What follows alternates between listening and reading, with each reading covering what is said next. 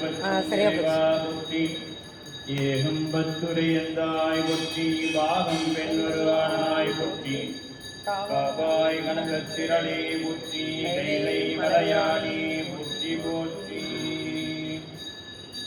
அரைசனே அன்பற்கடியேனுடைய அப்பனே ஆவியோடு ஆக்கை உரை உரை கனிய புகுந்து நின்றுரைக்கி பொய்யிருள் கடிந்த மெய்ச்சுடரே திரைபுறாமன்னும் அமுதத்தெங்கடலே திருப்பெருந்துரை உரை சிவனே ஒரே உணர்வு இறந்து நின்ற உணர்வதோர் உணர்வே யான் உன்னை உரைக்குமாறு உணர்த்தே.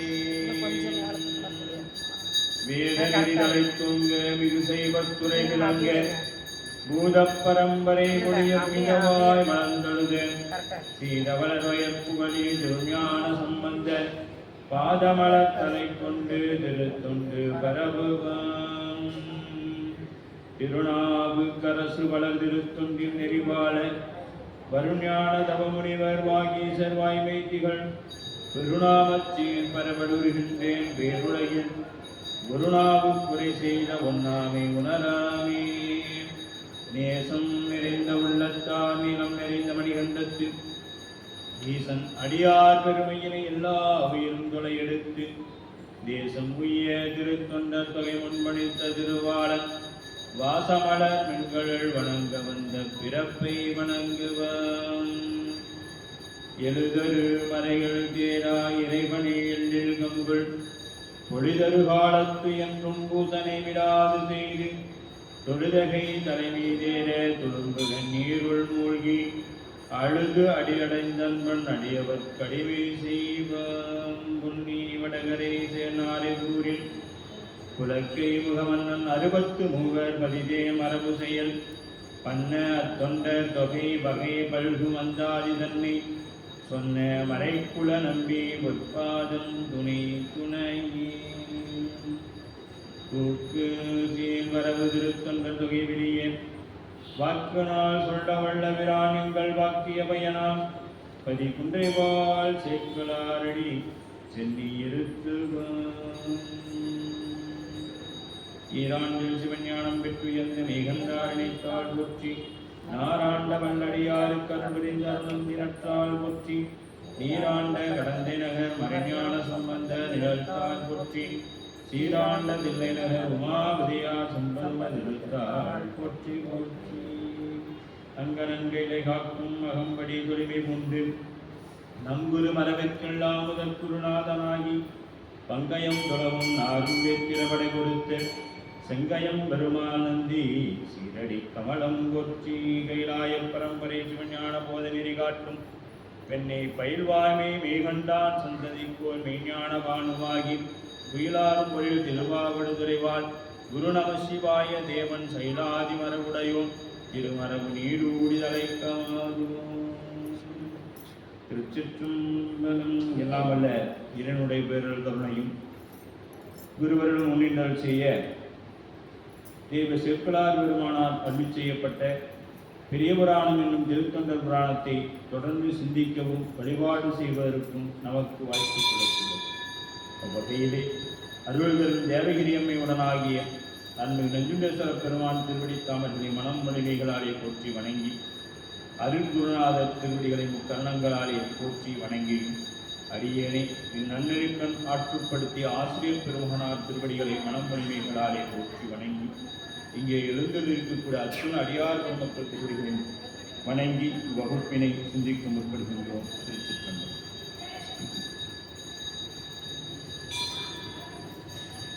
எல்லாம் அல்ல பெருமானுடைய பேரொரு கருணையினாலே நாம் எம்பிரான் நந்தனாருடைய திருசரீரத்தை தொடர்ந்து சிந்திக்கக்கூடிய வாய்ப்பும் தவமும் நமக்கு கிடைத்துள்ளது. பெருமான் நம் மீது வைத்த கருணையின் காரணமாக நந்தனார் திரு தில்லையம்பதிக்கு செல்லக்கூடிய ஒரு அற்புதமான காட்சியை நமக்கு சென்ற வகுப்பிலே தெய்வ சேக்கலார் பெருமான் நமக்கு உணர்த்திய வண்ணம் நாம் தொடர்ந்து சிந்தித்தோம். அவ்வகையிலே இப்பிறவி போய் நீங்க எரியினிடை நீ மூழ்கி முப்புரி நூல் மார்பனுடன் முன் அணைவாய் என்னும் நந்தனாருடைய திருக்கணவிலே சென்று பெருமான் அவருக்கு உணர்த்த அதை அப்படியே மெய்ப்பொருள் ஆனார் அருளி அம்பலத்தே மேவினார். அங்கே இருக்கக்கூடிய தில்லையம்பதியில் வாழக்கூடிய தில்லைவாழ் அந்தணர்கள் 3000 கனவிலும் இறைவன் சென்று, இப்படி ஒரு அன்பர் நமது ஊருக்கு எல்லையிலே இருக்கின்றார், அவரை சென்று அழைத்து வந்து அந்த திரு அக்னி குண்டத்திலே இறக்கி அவரை மீண்டும் உங்களுடன் சேர்த்துக் கொள்ளுங்கள் என்ற அளவிலே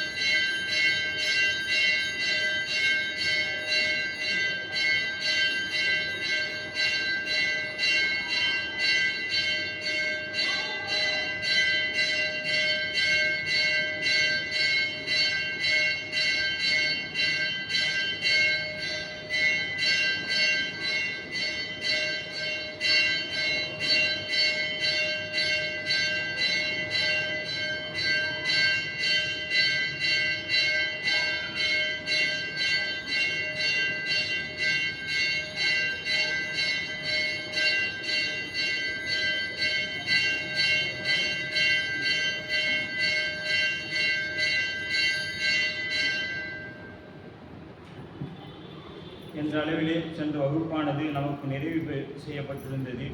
தென் திசையில் மதில் புறத்தில் பிறை உறிஞ்சும் திருவாயின் முன்னாக பின்னைகள்தான் நிறை அருளால் மறையவர்கள் நெருப்பு அமைக்க புலி எய்தி இறைவர் தாள் மனம் கொண்டே எரிசூழ வளம் கொண்டார் என்பது சென்ற வகுப்பின் நாம் நிறைவு செய்தது. அதே பெருமான் அங்கே எரி அமைக்க தில்லைவாழ் அந்தணர்கள் எரி அமைக்க அந்த அக்னி குண்டத்தை வளமாக வந்து இறைவனிடத்தில் நாம் எதை பெற்றாலும் எதை கொடுத்தாலும் நாம் 5 எழுத்து ஓத வேண்டும் என்பது நம் சான்றோர் வாக்கு. அவ்வகையிலே முத்திச்சிவிகை திருஞான சம்பந்த பெருந்தகைக்கு கிடைத்த பொழுது அந்த முத்திச்சிவிகையை 3 முறை வலம் வந்து 5 எழுத்தை ஓதி அதை பெறுகின்றார் என்று நாம் ஆண்டோர்களுடைய வாக்கிலே இருந்து சிந்தித்து இருக்கின்றோம். அவ்வகையிலே அந்த அக்னி குண்டத்தை இவர் 5 எழுத்தை ஓதவில்லை என்பதை சென்ற வகுப்பிலே நாம் சிந்தித்திருந்தோம். அதற்கு பதிலாக அவர் 5 எழுத்தின் வடிவமாக இருக்கக்கூடிய நடராச பெருமானுடைய திருவுருவத்தை தன்னுடைய மனதிலே சிந்தித்துக் கொண்டிருந்தார். அவர் எப்படி இருப்பாரோ அந்த பெருமானுடைய 5 எழுத்தை வடிவமாக சிந்தித்துக் கொண்டிருந்தார் என்ற அளவிலும் சிந்தித்திருந்தோம். 32வது பாடல். கை தொழுது ஆடம் நடம் ஆடும் கழல் உண்ணி அழல் புக்கா எய்திய அப்பொழுதின்கண் எரியின்கண் இம்மாய பொய் தகையும் உருவொழிந்து புண்ணியமா முனிவர் வடிவாய் மெய்திகள் வெண்ணூல் விளங்க வேணிமுடி கொண்டு எழுந்தார். இப்ப பெருமான் நந்தனார் எப்படி வந்தாரா? இதற்கு முன்பு அவர் எந்த கோலத்துல? புலையர் கோலத்துல இருந்தார். அப்படி புலையர் கோலத்தில் இருக்கும் பொழுது அவருடைய உருவம் எப்படி சொல்லப்பட்டது என்றால் கருமையான நிறமாக சுருண்ட முடியலாக இருந்ததாக சொல்லப்படுகிறது. அப்படி அவர் வந்தவர் என்ன பண்ணார்? இவர் எந்த உருவத்தை கண்டு உள்ளே போக பயப்பட்டார்? எந்த உருவம் இவருக்கு பயத்தையும் தடையாக இருந்ததோ அந்த உருவத்தை இறைவன் அவருக்கு கொடுத்தார். அந்த உருவம் இல்லாதனால தானே அவர் அங்கு போகல. அந்த உருவம் தான் அவருக்கு தடையா இருந்துச்சு. அப்ப நமக்கு வழிபாட்டிற்கு எது தடையாக இருக்கின்றதோ அதை நீக்கி எது தேவையோ அது இறைவன் நமக்கு அருள் செய்வான். இதுல எந்த மாற்று கருத்தும் நமக்கு இருக்க வேண்டாம். ஏன்னு கேட்டீங்கன்னா இப்ப நந்தனாருக்கு எது தடையாக இருந்ததுன்னு பார்த்தோம்னா அவருடைய உருவம், அந்த உடம்பு தான் அவருக்கு பெரிய தடையாக இருந்தது. ஏன்னா புலையர் குலத்துல பிறந்துட்டோம், நாம அங்க போறதுக்கு தகுதி இல்லை. இது ஒண்ணு. நாம என்ன சொல்றாங்க நமக்கு பெரியவங்க, ஆன்மீகத்தை அரசியலை பொறுத்த வரையும் வெளி உலகத்தை பொறுத்த வரையும் நான் தான் ஜெயிக்கணும், நான் தான் முன்னாடி வரணும் அப்படின்னு ஓடனா மட்டும்தான் வாழ்க்கையில நாம முன்னுக்கு வர முடியும். ஆனா நாம் சிவனடியார் ஆயிட்டோம் அப்படின்னா என் செயல் ஆவது யாதொன்றும் இல்லை அப்படிங்கிறது நமக்கு மனசுல வந்து நமக்கு எது செய்தாலும் அது இறைவனுடைய திருவருள் கருணை. நம்ம வந்து எந்த அளவுக்கு நீ தாழ்த்தி கொள்கின்றாயோ அந்த அளவுக்கு இறைவன் உன்னை உயர்வான இடத்துல வைத்துக் கொள்வான். அதை நீங்க வச்சுக்கணும். அதனால தான் மாணிக்க வாசக பெருந்தகை தன்னை திருவாசகத்தின் 69 இடங்களில் நாயின்னு சொல்றாரு. இதுக்கு தண்டபாணி தேசிகர் விளக்கம் எழுதும்போது என்ன சொன்னாரு? இவர் பாட்டுக்கு பாடிட்டு போயிட்டாரு, நாயி நாயி நாயின்னு 69 இடத்துல பாடிட்டு போயிட்டாரு. இதுக்கு விளக்கம் சொல்ல போனா எனக்கு நெஞ்செல்லாம் பதைக்குது, இவரை பேசி பேசி பேசியே நான் பாவத்தை சேர்த்திக்குவோம் போல அப்படின்னு சொல்லி தண்டபாணி தேசிகர் தன்னுடைய உரையில் எழுதுறார். இவரை நாயி நாயின்னு பேசி இவருக்கு விளக்கம் எழுதி நான் ஏகப்பட்ட பாவத்தை சேர்த்தி கொண்டு இருக்கிறேன் அப்படின்னு சொல்லி எழுதுறாரு இல்லைங்களா? அப்ப ஏன் அப்படின்னு பாத்தீங்கன்னா அந்த உயர்வான நிலைக்கு போனா தாழ்த்திக்கணும். எனக்கு எதுவுமே தெரியாது, எல்லாம் பெருமான் உங்களிடத்தில் இருந்து ஏற்றுகிறான் அப்படிங்கிற எண்ணம் நமக்குள்ள வந்துட்டே இருக்கும். அங்க போய் நான் நான் நான் நின்னோம்னா சாமி நீ நீ பின்னாடி போன்னு அது பின்னாடியே தள்ளி விட்டுவாரு. ஆமா, ஒரு நீக்கு ஒரு நானுக்கு பின்னாடி தள்ளிடுவார். அதனால நான் என்னால எதுவும் இல்லை அடியேன். அதனால தான் நானுன்னு சொல்லாம அடியார் ஆயிட்டான்னு சொல்லணும். அடியேன் அப்படின்னு சொல்லணும். எலியேன் உங்க அடிமை சாமி. அடிமை அடியேன்னா என்ன? உங்களுடைய அடிமை. நான் திருவருளுக்கு அடிமை, திருநீருக்கு அடிமை, உருத்திராக்கத்துக்கு அடிமை. யார் ஒருவர் அந்த உள்குவார் உள்ளத்துள்ளே அவ்வுருவாய் நிற்கின்ற அருளும் தோன்றும். இதுதான் நந்தனாருக்கு நடந்துச்சு. நீ என்ன உருவத்தை வந்து பயப்பட்டியோ, எந்த உருவம் உனக்கு தடையாக இருந்ததோ அதை பெருமான் நீக்கினார். அடுத்து அதுக்கு போகணும்ல, ஒரு உருவம் வேணும். அதற்கு எந்த உருவம் விரும்பினியோ அதை தந்தார். அப்ப இதுல இருந்து என்ன தெரியுதுன்னா, நாம எதை விரும்புகிறோமோ அதை இறைவன் நமக்கு கொடுப்பான், எதை வெறுக்கிறோமோ அதை நம்மளிடத்திலிருந்து எடுத்துருவோம். எப்ப இது அடியாராயி இறைவனை ஒரு மனதோடு நினைக்கும் பொழுது. ஆமா, இப்ப நான் எனக்கு சாமி நான் 1 கோடி ரூபாய் கேட்டுட்டு இருக்கிறேன், சாமி தரவே மாட்டேங்கிறார். அதான் தரமாட்டேன். அடியார் ஆயிட்டோம்னா அதெல்லாம் தரமாட்டேன். அடியார் ஆயிட்டோம்னாவே என்னாச்சு? ஆரம் கண்டிகை ஆடையும் தந்தையே பாரம் ஈசன் பணியலது ஒன்றில்லை ஈர அன்பினல் யாரும் குறைவில்லை. இப்ப ஆடை நமக்கு ஒரு ஆடை யாரு? பட்டினத்தார் தான் சொல்லுவார். ஒரு உடுக்க ஒரு பழைய வேட்டி உண்டு, ஒரே ஒரு பழைய வேஷ்டி இருக்குது, அது இருந்தா போதும். அடுத்தது உண்பதற்கு கை இருக்குது, கொடுக்க ஈசன் இருக்க.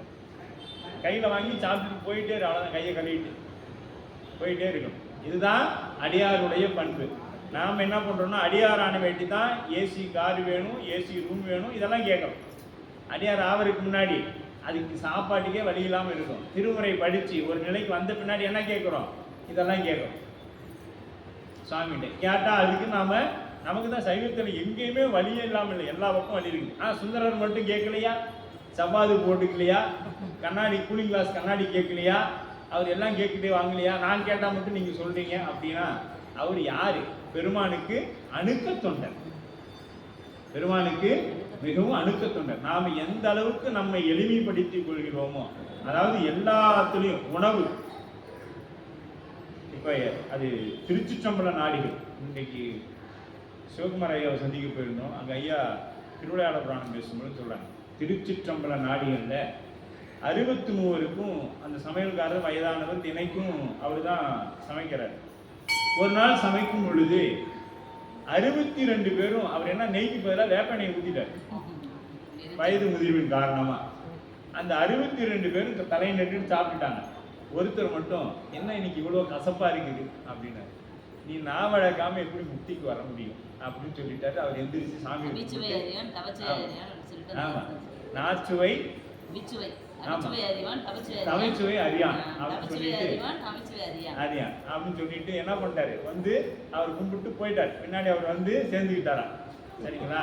அது வரையும் அந்த 62 பேர் தான் இருந்திருக்காங்க. அந்த ஒருத்தர் ஏன் அந்த நாவை அதான் நாகாக்க, அது சொல்லலை ஆகட்டும் உணவொலி ஆகட்டும், ரெண்டு அதுதான் எல்லாத்துக்குமே பிரச்சனையா இருக்கும்.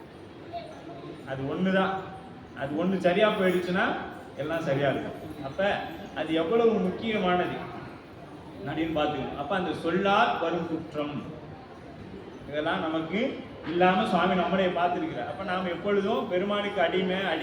அதே மாதிரி இந்த வாழ்க்கை என்பது நமக்கு நிலையில்லை அப்படிங்கிறது தூங்கி எழுந்திருக்கும் பொழுதும் வந்துட்டே இருக்கணும். தூங்கி எந்திரிச்சோம்னா நமக்கு பேர், இல்லைன்னா நமக்கு வேற பேர் அப்படிங்கிறதையும் சொல்லணும்.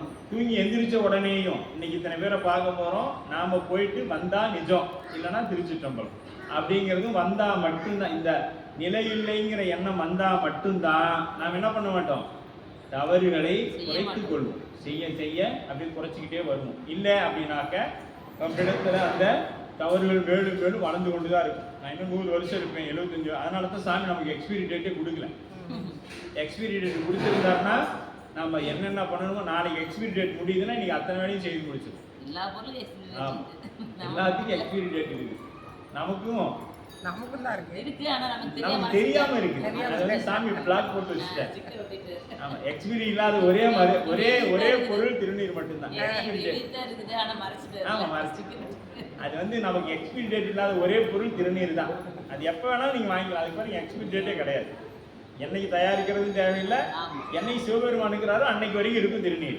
அதுக்கு மட்டும்தான் உலகத்திலேயே எக்ஸ்பீரி டேட் இல்லை. இது எல்லாத்துக்கும் உண்டு, நமக்கு உண்டு. ஆனா என்ன பண்ணிட்டார் சுவாமி, அதை பிளாக் பண்ணி வச்சுட்டார். இது தெரிய வேண்டாம், இது தெரிஞ்சுன்னா இது ஒன்றும் செய்ய முடியாது நம்மளால அப்படின்னு சொல்லி அதை பிளாக் பண்ணி வச்சுட்டார். அப்படி கை தொழுது நடமாடும் கடல் உண்ணி. அப்ப பெருமானங்க அப்படியே கையை தொழுறாங்க. அப்படியே தொழுது யாரை நினைக்கிறாங்க, நடமாடும் கடல் உண்ணி அப்படிங்கிற அந்த உண்ணி அப்படின்னா என்ன அர்த்தம், நினைத்தல். அதனாலதான் மாணிக்க வாசக பெருந்தகை என்ன பண்ணாருங்க, உண்ணி பத்தினே பாடணும். உண்ணி பத்தி அப்படின்னு பாடணும். அப்ப கை தொழுது உடம்பால் வணங்குதல். உயிருண்ணி, ஆமா, உயிருண்ணி பத்தின்னு ஒரு பதிகம் திருவாசகம். இப்ப இந்த கையால் தொழுதல், இப்ப கையால் தொழுதல் அப்படிங்கிறது என்ன பண்ணாரு, உடம்பால் வணங்குதல்.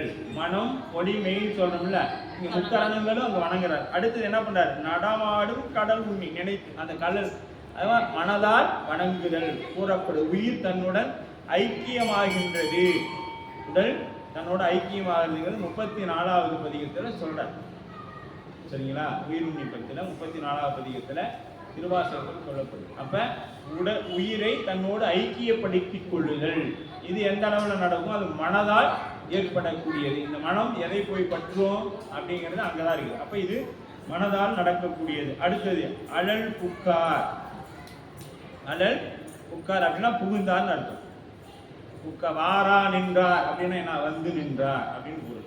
அது போல இங்க புக்கார்னா உள்ளார அந்த அனல்ல தீயின் மூழ்குவராய் அனலில் புகுந்தார். பொழுதின்கண், பொழுதுன்னா எரியின்கண் இம்மாய பொய் தகையும் உரு ஒளிந்து.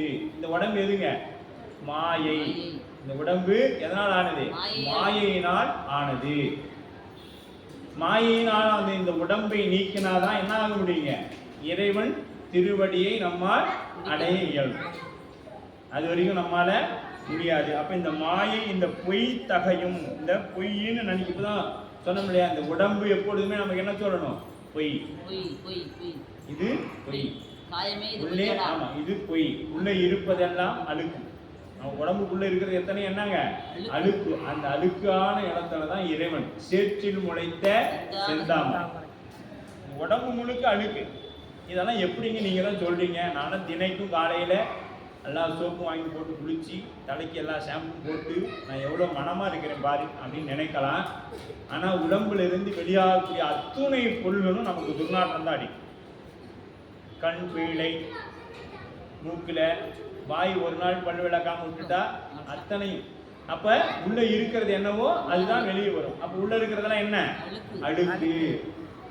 அதுதான் ஏன் அப்போ தினைக்கும் குளிக்க சொல்கிறோன்னா, அந்த உடம்பு குளிர்ந்தா உள்ளம் குளிரும். உள்ளம் குளிர்ந்தாதான் சாத்வீக குணம் வரும். சாத்வீகமே ஆகி அங்க சாத்வீகம் வந்தாதான் அங்க இறைவன் நமக்கு வெளிப்பட்டு தோன்றுவான். மனம் அது செம்மை ஆகும். அதுக்கு மந்திரம் ஜபிக்கும் இல்லையா. அப்படி புண்ணிய முனிவர் வடிவம், இந்த புலையர் உருவம் பிறவி என்று உடலை ஒளிந்தார். இந்த உடலை ஒளிகிற எங்க ஒழிக்கிறார், அந்த அக்னியில ஒழிச்சிடற நெருப்பு தன்மை. அப்ப அந்த நெருப்பு இப்ப ஒழிச்சுட்டு அடுத்து இப்ப எப்படி பெருமானை ஒரு தரிசனம் பண்றது, அக்னியில இறங்கிட்டாரு. அப்போ சாமி என்ன பண்ற, அவருக்கு இன்னொரு உடம்பு கொடுக்கிறார். இது எப்படிங்க முடியும் அப்படின்னா, அதுக்கும் நம்ம மாணிக்கவாசக பெருந்தகைகிட்ட தான் போதும். பிச்சதின்றியே விளைவு செய்வாய்.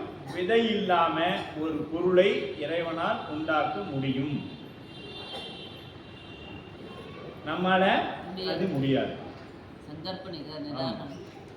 பெருமான் ஒரு பொருளை உருவாக்க வேண்டும் என்று நினைத்துட்டார்னா சங்கல்ப மாத்திரத்துல இந்த உலகத்தை உண்டு பண்ணவும் முடியும், அதே உலகத்தை ஒடுக்கவும் அவரால் முடியும். அப்படி ஒரு செகண்ட், அவ்வளவுதான். அந்த ஒரே ஒரு மாத்திரை நேரம் சொல்லுவாங்க, அந்த நேரத்துல சுவாமி உலகத்தை உண்டு பண்ணிடுவார், அதே நேரத்துல உலகத்தை ஒடுக்கவும் செய்திருவார். எப்படி வந்ததோ அப்படியே ஒடுக்கிடுவார். அந்த அளவுக்கு வல்லமை புரிந்தியவர்.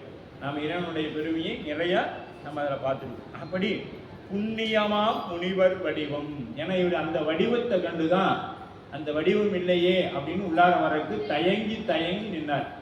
அது எப்படி நின்னார்னு போன வகுப்புல பார்த்தோம். தாய் கன்று எப்படி சுற்றி சுற்றி வருமோ அது போல அந்த ஊரோட எல்லையே சுற்றி சுற்றி வந்தாரு. அப்படி மெய் உடலாம் புண்ணிய முனிவர் உருவம் பெற்று தீயிலிருந்து எழுந்தார். அப்படியே வெளியே வரக்குள்ள அப்படியே குடிமை போட்டுட்டு சக்க செவேல்னு வராரு. அப்படியே ஆமா வேணி முடித்து கட்டியின் உடல் விட்ட நிலை ஒவ்வொரு உயிரும் எய்தியே தீர். இப்ப நாம என்னை காந்தாலும் எரி எனக்கு என்னும், புழுவோ எனக்கு என்னும், நாய் எனக்கு என்னும். நம்மளை பார்க்கும், இந்த மண்ணு பார்த்துட்டு இது என்னை காந்தாலும் நான் தான் சாப்பிடும். நாம என்ன பண்றோம், இது என் உடம்பு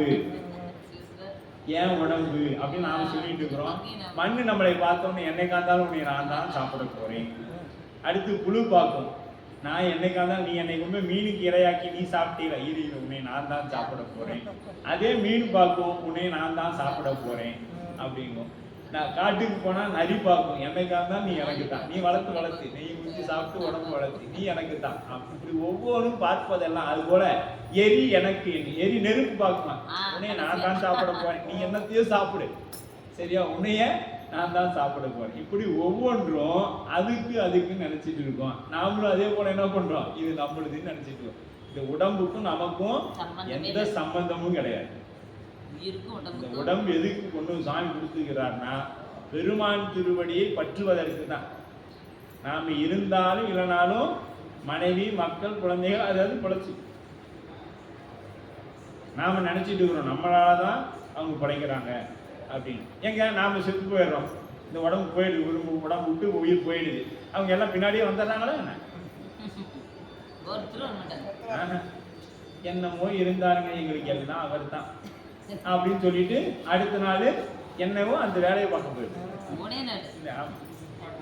அடுத்து அது இப்ப வேற இன்னும் நிறைய நிறைய இருக்கு. என்னன்னா இப்ப ஆடி மாசம் கடைசி 30ஆம் தேதி அந்த உடம்புல இருந்து உயிர் முடிஞ்சிருச்சுன்னா 31ஆம் தேதி எல்லாமே முடிஞ்சிருச்சு. அவ்வளவுதான். அடுத்த நாள் அவங்க 3ஆவது நாளே நார்மல் ஆயிடுறாங்க. மாசம் முடிஞ்சாலும் அது போறதுக்கு 16 நாள் ஆகும். இவங்களாம் ஒரு கண்டுபிடிச்சுக்கிட்டாங்க. அடைப்பு எப்படி கண்டுபிடிச்சாங்களோ அது போல மாசம் போறது இவங்கெல்லாம் கண்டுபிடிச்சிட்டாங்க. அது என்ன மாசம் போனாலும் வருஷம் போனாலும் அது 16 நாள் ஆனாதான் கிளம்பும், அது அங்கேயேதான் இருக்கும். அதை காட்டு புராணத்துல சொல்லுதான். ஆனா நாம அதுக்கெல்லாம் மாத்தி நாம எதையோ புடிச்சா நமக்கு எது சௌகரியமோ அதை பண்ணிக்கலாம், அவ்வளவுதான். நமக்கு எது சௌகரியமோ அதை பண்ணிக்கலாம், அப்படிதான் இருக்குது. அப்படி இந்த பொய்தகையும் ஒளிந்து புண்ணிய மாமுனிவர் வடிவம் மெய்த்திகள் வெண்ணூல் விளங்க வேணி முடி. அப்ப அந்த முடி கொண்டு வந்திருந்தார். இப்ப அப்படி அந்த தில்லைவாழ் அந்தணர்கள் எப்படி இருப்பாங்களோ அது போல இருந்தார்கள்.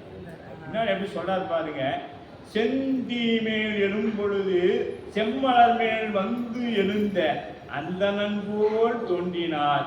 அந்த துந்துவின் ஆதம் வந்து எழுந்தது இரு விசும்பின் வானவர்கள் மகிழ்ந்து ஆத்து பைந்துணர் மந்தாரத்தின் பனிமலர் மாறிகள் பொழிந்தார்.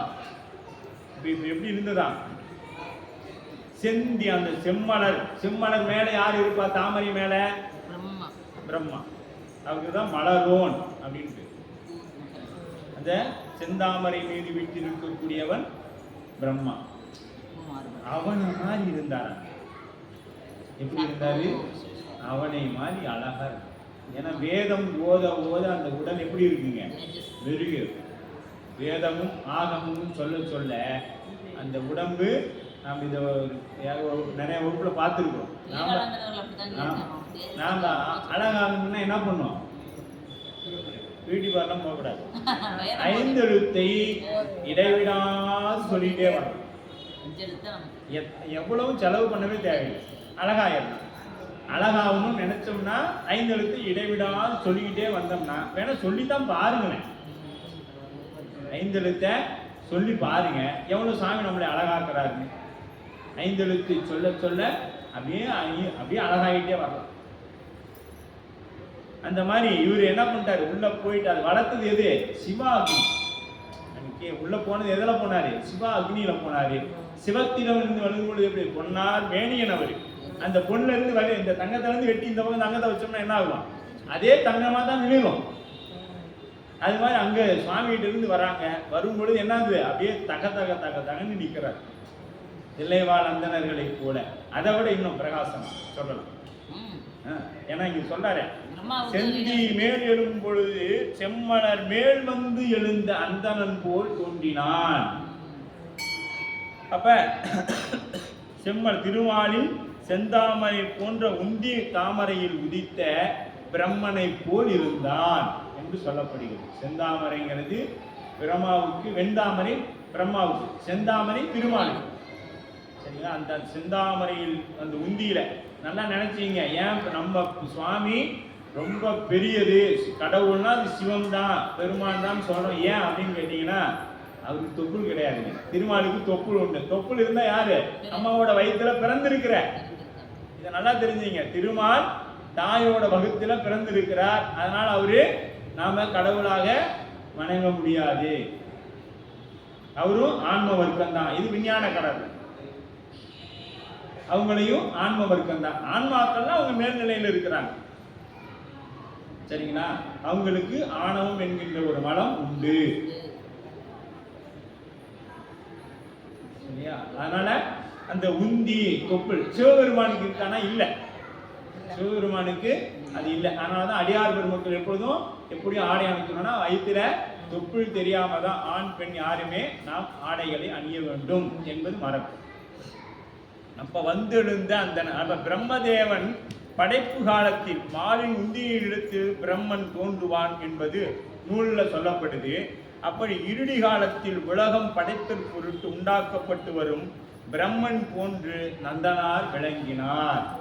இறுதி காலத்துல பிரம்மா எப்படி தோன்றுவாரோ அதுபோல அந்த செந்தாமரை அப்படின்னு ஏன் சொன்னாங்கன்னா, அந்த தாமரை எப்படி செக்க செவேல்னு இருக்குதோ அதுபோல அந்த அனல் எப்படி இருந்ததுங்க?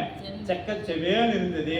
அந்த அனல்ல திருமால் எப்படி, அந்த பிரம்மா எப்படி அந்த செந்தாமரை அந்த இருக்கக்கூடிய உந்தியிலிருந்து வந்து உதித்தானோ அதுபோல இவர் என்ன பண்ணார்? நந்தனாரு அந்த அனல்ல இருந்து அப்படியே வெளியில வந்தாருங்க. அப்படி இருந்தார் பிரம்மா. எழும்பொழுது தீயின் மேல் எழுகின்ற அப்பொழுது அந்த அளவில் போல் எழும்பொழுது அத்தோற்றத்துடன் விளங்கினார். எப்படி? அந்தனர் தோற்றத்தோட விளங்கினார். அந்த துந்துபிகள் நாதம் வந்து எழுப்ப. அப்ப திருவருள் வெளிப்பட்ட உடனே என்ன ஆகுங்க? தேவை துந்துபிகள்லாம் வந்து அப்படியே அங்க அவருக்கு அப்படியே மலர் தூவி வழிபாடு செய்யறாங்க. நந்தனாரை அப்படியே மலர் தூவுறாங்க. இப்ப வெளியே வந்தவர் என்ன பண்ணுவார் நினைச்சு பாருங்க. வெளியே வந்தவர் எதுக்கு அங்க வந்தாரு? சாமி பார்க்க தானே வந்தாரு. எதுக்கு வந்தாரு? நாம அது மறுபடியும் அங்கதான் போகணும். ஒரு உள்ளர கன்று குட்டி மாட்டிக்கிடுச்சு. இப்ப அதை காப்பாத்துறதுக்கு வழி கிடைச்சிருச்சு. அப்ப அந்த தாய் பசு எவ்வளவு வேகமாக அதை காப்பாற்ற முயற்சிக்கும். இப்ப எப்படி காப்பாற்ற முயற்சிக்கும்? அது ஏற்கனவே சுத்திக்கிட்டு இருந்துச்சு. இப்போ ஒரு வழி கிடைச்சிருச்சு. வழி கிடைச்சிருச்சு. யாருக்கு? தாய்க்கு தன் மகனை போய் துறருக்கு ஒரு வாய்ப்பு கிடைச்சிருச்சு. எப்படி ஓடும் நினைச்சு பாருங்க. அதுதாங்க இங்க நந்தனார். அப்படியே மந்தாரம் தேவருலகத்தில் உள்ள எழுமரங்கள் எல்லாம் ஒன்று சேர்ந்து மாறிகள் எல்லாம் அதை பூ மாறி பொழியிறாங்க. பல இடங்களில் பலகாலம் அப்படியே பொழிஞ்சுட்டே இருக்காங்க. பூவா கொட்டுது அப்படியே எங்க நந்தனார் மேல அப்படியே கொட்டிட்டு இருக்கிறாங்க. இவர் அதெல்லாம் ஒரு பொருட்டு இல்லை. ஏன்னா தன் குழந்தை என்ன செய்யுது? இவரோட நோக்கம் என்னது? தன் குழந்தை என்ன செய்யுது? தானே தாயோட நோக்கமா இருக்கணும். இவர் அங்க தாயா தானே இருக்கிறாரு, தாய் போல தானே சுத்தி சுத்தி வந்தாரு. அந்த எல்லாம் என்ன பண்ணாருங்க, சுத்தி சுத்தி வராது. இந்த பக்கம் போனா பார்க்க முடியுமா, அந்த பக்கம் போனா ஆகா அனல் தீவு, அங்க புகையா வருதே, வெண்புகையா வெளியே வருதே, இப்படித்தானே அந்த நகரை சுற்றி சுற்றி வந்தார். அப்படி வந்தவர் இங்க என்ன பண்றாருங்க, அப்படியே போற வழி கிடைச்சிச்சு. எங்க அந்த தீயில புந்துதான் போகணும். இதெல்லாம் அந்த நம்ம உருவப்படுத்திக்கணும். இப்போ ஒரு தாய் நீ இதை பண்ணினா இங்க விடுறேன் உன் பையனை பார்க்கறதுன்னு சொன்னா என்ன பண்ணுவான், அது செய்ய தயாராகும். இதை நீங்க கண்ணதாசன்கிட்ட தான் போகணும். கண்ணதாசன் ஒரு கதை எழுதிட்டு வர்றாரு, அதுல தாய் அன்புக்கு வெளிப்படுத்துறாரு. தாய் அன்புனா என்ன அப்படின்னு சொல்லி கண்ணதாசன் சொல்றாரு. என்ன சொல்றேன்னா, ஒரு தாய்க்கு ஒரு மகன், அவன் அதிகமான பெண்ணாசை உடையவன், தேசிகளிடத்துல போறான். அப்படியே போய் கொண்டே இருக்கிறான். அப்படி போகும் பொழுது அவன்கிட்ட இருக்கிற எல்லா செல்வங்களையும் கொடுத்துட்டான். எல்லாம் அவ்வளோதான் கொடுத்து முடிச்சாச்சு. இந்த அம்மா அவனை வேண்டான்னு சொல்லணும். அதுக்கு என்ன பண்ணுது, உன்னோட தாயோட இதயத்தை கொண்டு வந்தீங்கன்னா நீ இன்னைக்கு என் கூட இருக்கலாம் அப்படின்னு சொல்லி இவனும் போய் அவங்க அம்மாட்ட கேட்கறான். அம்மா இது மாதிரி நான் அந்த போனேன், அவ வந்து உன்னோட இதயத்தை கேட்கறா, என்ன பண்ணுது. சரி கண்ணு, என்னை கொண்டுட்டு நீ எடுத்துட்டு போ அப்படிங்கிறான். அந்த அம்மா சொல்றாங்க. அவனும் சரின்னு அதை அந்த அம்மாவை கொண்டு அந்த இதயத்தை எடுத்துக்கிட்டு ஓடுறான். ஓடும் பொழுது கால் இடறி கீழே விழுந்துறான். மண்ணில் அந்த இதயம் விழுந்துடுது. அப்ப அந்த இதயம் சொல்லுது, யாரும் உன்னை தூக்கி விடுறதுக்கு இல்லையே, நான் உயிரோட இருந்தா வச்சு உன்னை தூக்கி விட்டுருப்பேன்னு அந்த இதயம் சொல்லுதுன்னு கண்ணதாசன் சொல்லுவான்.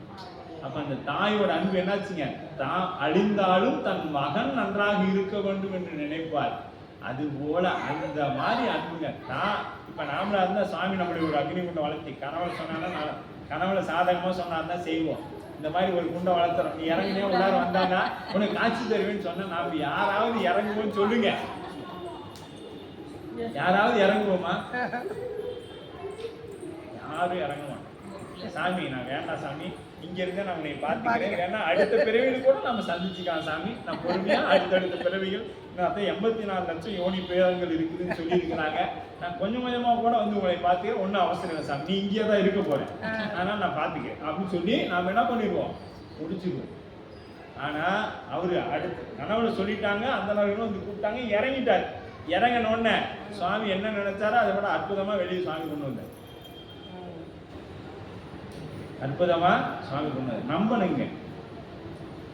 நம்பினார்க்கு நடராசன், நம்பலேனா யமராஜன். அதனால நம்பணும் அவரு நடராச பெருமான. அப்ப அந்த அந்தனர் போல் தோன்றினார் அந்த துந்தும்பில் ஆதம் வந்து எழுந்து இரு விசும்பிலும் 2 பக்கம் துந்தும்பில் ஆதங்கள்லாம் என்ன பண்ணுதுங்க, அவருக்கு மலர்களை கொட்டி வானவர்கள் மகிழ்ந்து ஆற்ப. வானவர்கள் என்ன பண்றாங்க, மகிழ்ச்சியில் அப்படியே அங்க அங்கு இங்குமா ஓடுறாங்க. ஏன்னா அவங்களுக்கு இந்த மாதிரி அடியார்களை தரிசனம் பண்ணிக்கிட்டா தான் ஆண்டவன்ட்ட போறதுக்கு வழியே கிடையாது. அங்க போனா நந்தி பெருமான் பெரம்பெடுத்து இழுத்துவாரு, போ வரமா இங்க வந்து தொந்தரவு பண்ணிட்டு அப்படின்னு சொல்லி நந்தி பெருமான் என்ன பண்ணுவாரு, பெரம்பெடுத்து ஒரு தட்டு தட்டிடுவார், போ வரமன் இல்லை அப்படின்னு. இந்த குப்பையை போறதுக்கு நீங்க இங்கெல்லாம் வந்துட்டீங்க அப்படி. ஏன்னா அது இவங்க மலர் போட்டா ஏன் குப்பைன்னு சொல்றோம்னா, இவங்கெல்லாம் கொண்டு போய் மலரை போட்டா, திருமால் பிரம்மன் இந்திரன் உட்பட இவங்க கொண்டு போய் மலர் போட்டா இப்படி இருக்கிற பார்த்து சுவாமி பின்னாடி இழுத்து மலர்பாதம். அதனாலதான் மாணிக்கவாசன் பூசு மலர்பாதம் தந்தரும். நமக்கு என்ன பண்ணுவாரு, வீட்டுக்கு தோறும் வராரு, எப்பா நீ வரியா வரியா திருநீர் பூசு, ருத்ராங்க போடு, 5 எழுத்து சொல்லு, பாரு திருவெண்பாவை மார்கழியில பாடுறாங்க, வா வந்து பாடு அப்படின்னு சொல்லி வீட்டுக்கு வராது. ஆனா தேவர்களை கண்டா பூசுதான் மலர்பாதம். இந்த பாதம் தேவர்களை கண்டா பூசு. அப்ப நம்மளாம் எவ்வளவு உயர்வானவங்கன்னு நினைச்சுக்கணும். ஆனா எவ்வளோ தாழ்மையில இருக்கிறோம்னு பாத்தீங்க. அதையும் பாத்தீங்க, எவ்வளவு உயர்வான இடத்துல சுவாமி நம்மளே வச்சிருக்கிறாரு. நாம நாயை குளிப்பாட்டி நடுவுட்ட வச்சாலும் அது எச்சிக்குதான் ஓடும். அந்த மாதிரிதான் நம்மளுடைய நிலைமையும் இருக்குது. அப்ப அந்த திருவுடைய தில்லைவாழ் அந்தணர்கள் கைதொழுதார், பரவு அறிய தொண்டர்களும் பணிந்து மனம் கழி பயின்றார், அருமறை சூழ் திருமன்றில் ஆடுகின்ற கடல் வணங்க வருகின்றார், திருநாளை போவாராம் மறைமுடிவர். என்ன சொல்லிட்டாருங்க அவரை, மறைமுடிவர் தெய்வ சிறுக்கலார் பெருமாள். அவரு மறைமுடி எப்படி திருவுடைய தில்லைவாழ் அந்தணர்கள், திருவுடைய அப்படின்ட்டாரு இந்த இடத்துல. என்னன்னா தில்லைவாழ் 3000 வருட சிவபெருமானும் ஒருத்தர். 27 திருமுறை ஆசிரியர்கள்ல அதுல எதுல எழுதி கொடுக்கிறார், மதிமொழி குடிசை மாடக்கூடல் தமிழ்ல எழுதி தர ஓலைச்சூடி இல்லையா. அப்படி நம்ம பெருமான் என்ன பண்றாருங்க, எல்லாமா இருக்கிறாரு.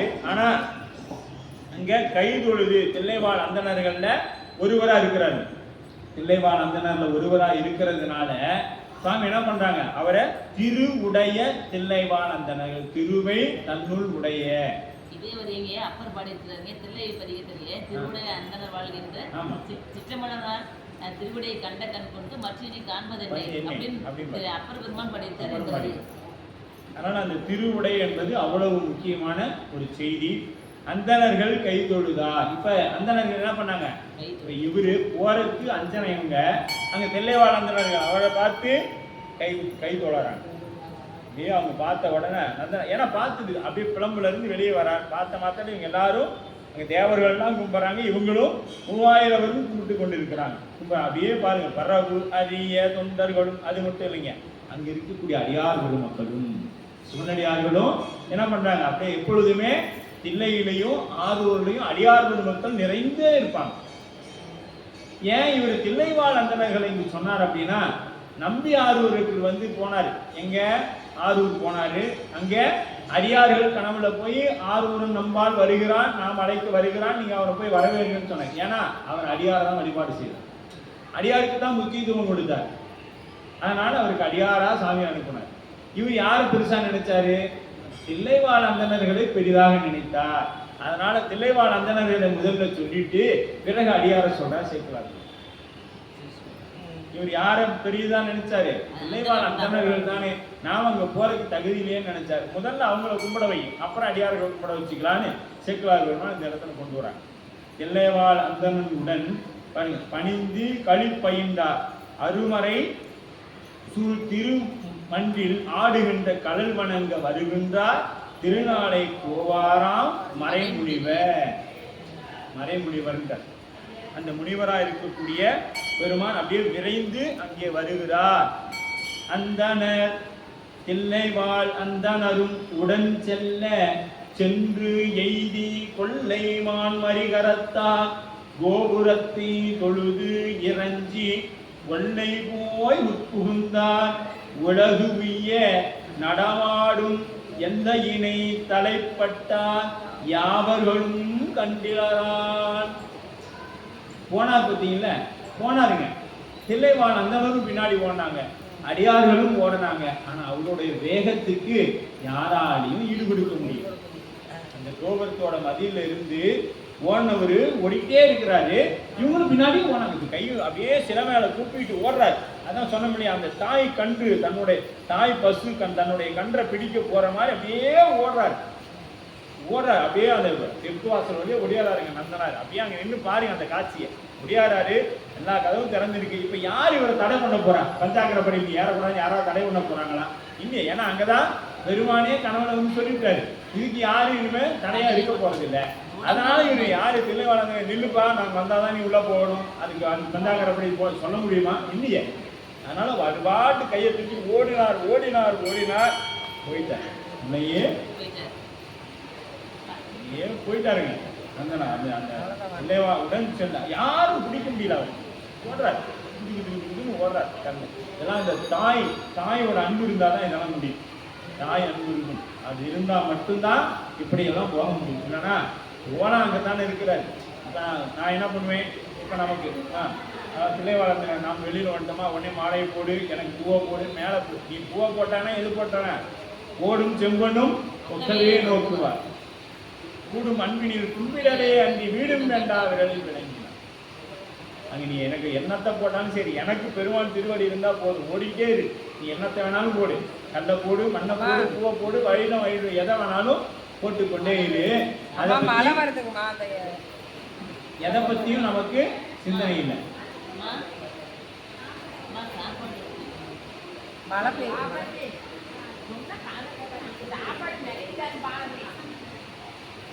பெய்யும்.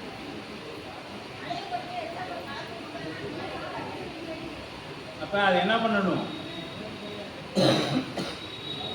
அந்த மாதிரி ஓடிக்கொண்டே இருக்கிறாங்க. கோபுரத்தை தொழுது இறஞ்சி ஒல்லை போய் உட்புக்கார். உலகு உய்ய, எதுக்காக போனாருங்க? உலகு உய்ய. யார் இருக்கிறாங்க? உலகம் உய்யும் பொருட்டாக நடமாடிக் கொண்டிருக்கும் எல்லையினை. பெருமான் எதுக்கு நடமாடுறாரு? உய்வு பெருக்கு. யார் பார்க்க நடனமாடுறாரு? அம்மை பார்க்க பெருமான். நாம பார்க்கறதுக்கெல்லாம் நடனமாடல, அம்மைக்கான ஆடுகின்றார். சரிங்களா? அம்மையாருக்கான தான் ஆடுறாங்க. அப்ப ஆடும் பொழுது, அம்மையாருக்கான ஆடும் பொழுது அந்த ஆடல் நமக்கு கிடைக்குது. அருள் சக்தியின் வழியாக அந்த காட்சிகள் நமக்கு கிடைக்குது. அப்ப பெருமான் எல்லையின்மை தடைப்பட்டார். எங்க? அந்த ஆடுகின்ற அந்த பஞ்சாக்கர படின்னு சொல்லக்கூடிய அந்த படி தடைப்பட்டார். யாவர்களும் கண்டீர். இது யாராவது பார்த்தாங்கன்னா அவர் வெளியில வந்தது மட்டும்தான் எல்லாரும் பார்த்தாங்க. அவரு அந்த அக்னியிலிருந்து வெளியில வந்ததை மட்டும்தான் இல்லைவாழ்ந்தனர்களும் அடியார்களும் கண்டார்கள். அங்கிருந்து அவர் போனார் பத்தியா, அதை பார்த்தாங்க. அங்கிருந்து அவர் போனதை பார்த்தாங்க. போனவர் என்னானார்னு யாருக்கும். ஏன்னா போனவர் என்ன ஆயிட்டாரு? பெருமானோட இரண்டரை கலந்துட்டார். மாணிக்க வாசகர் பெருந்தகை போல இரண்டரை அதை கலந்துட்டார். அந்தணர்கள் அதிசயத்தார் அருமுனிவர் துதி செய்தார். வந்து அணைந்த திருத்தொண்டர் தம்மை வினை மாசு அறுத்து சுந்தர தாமரை புரையும் துணை அடிகள் தொழுது இருக்க அந்தமிழா ஆனந்த பெருங்குத்தர் அருள் புரிந்தார். இப்ப அங்க என்ன பண்ணாங்க? அப்படியே அங்க பார்த்து எல்லாம் அதிசயிக்கிறாங்க. முன்னோடதாங்க வந்தாரு, எல்லாரோடையும் முன்னாடி வந்தாரு, எங்க போயிருப்பாரு? ஏன்னா இப்ப அவங்க எல்லாரும் 3000 பேர், எவ்வளவு பேர் அங்க வந்திருப்பாங்க. நாம ஒரு 100 பேர் இருந்தாவே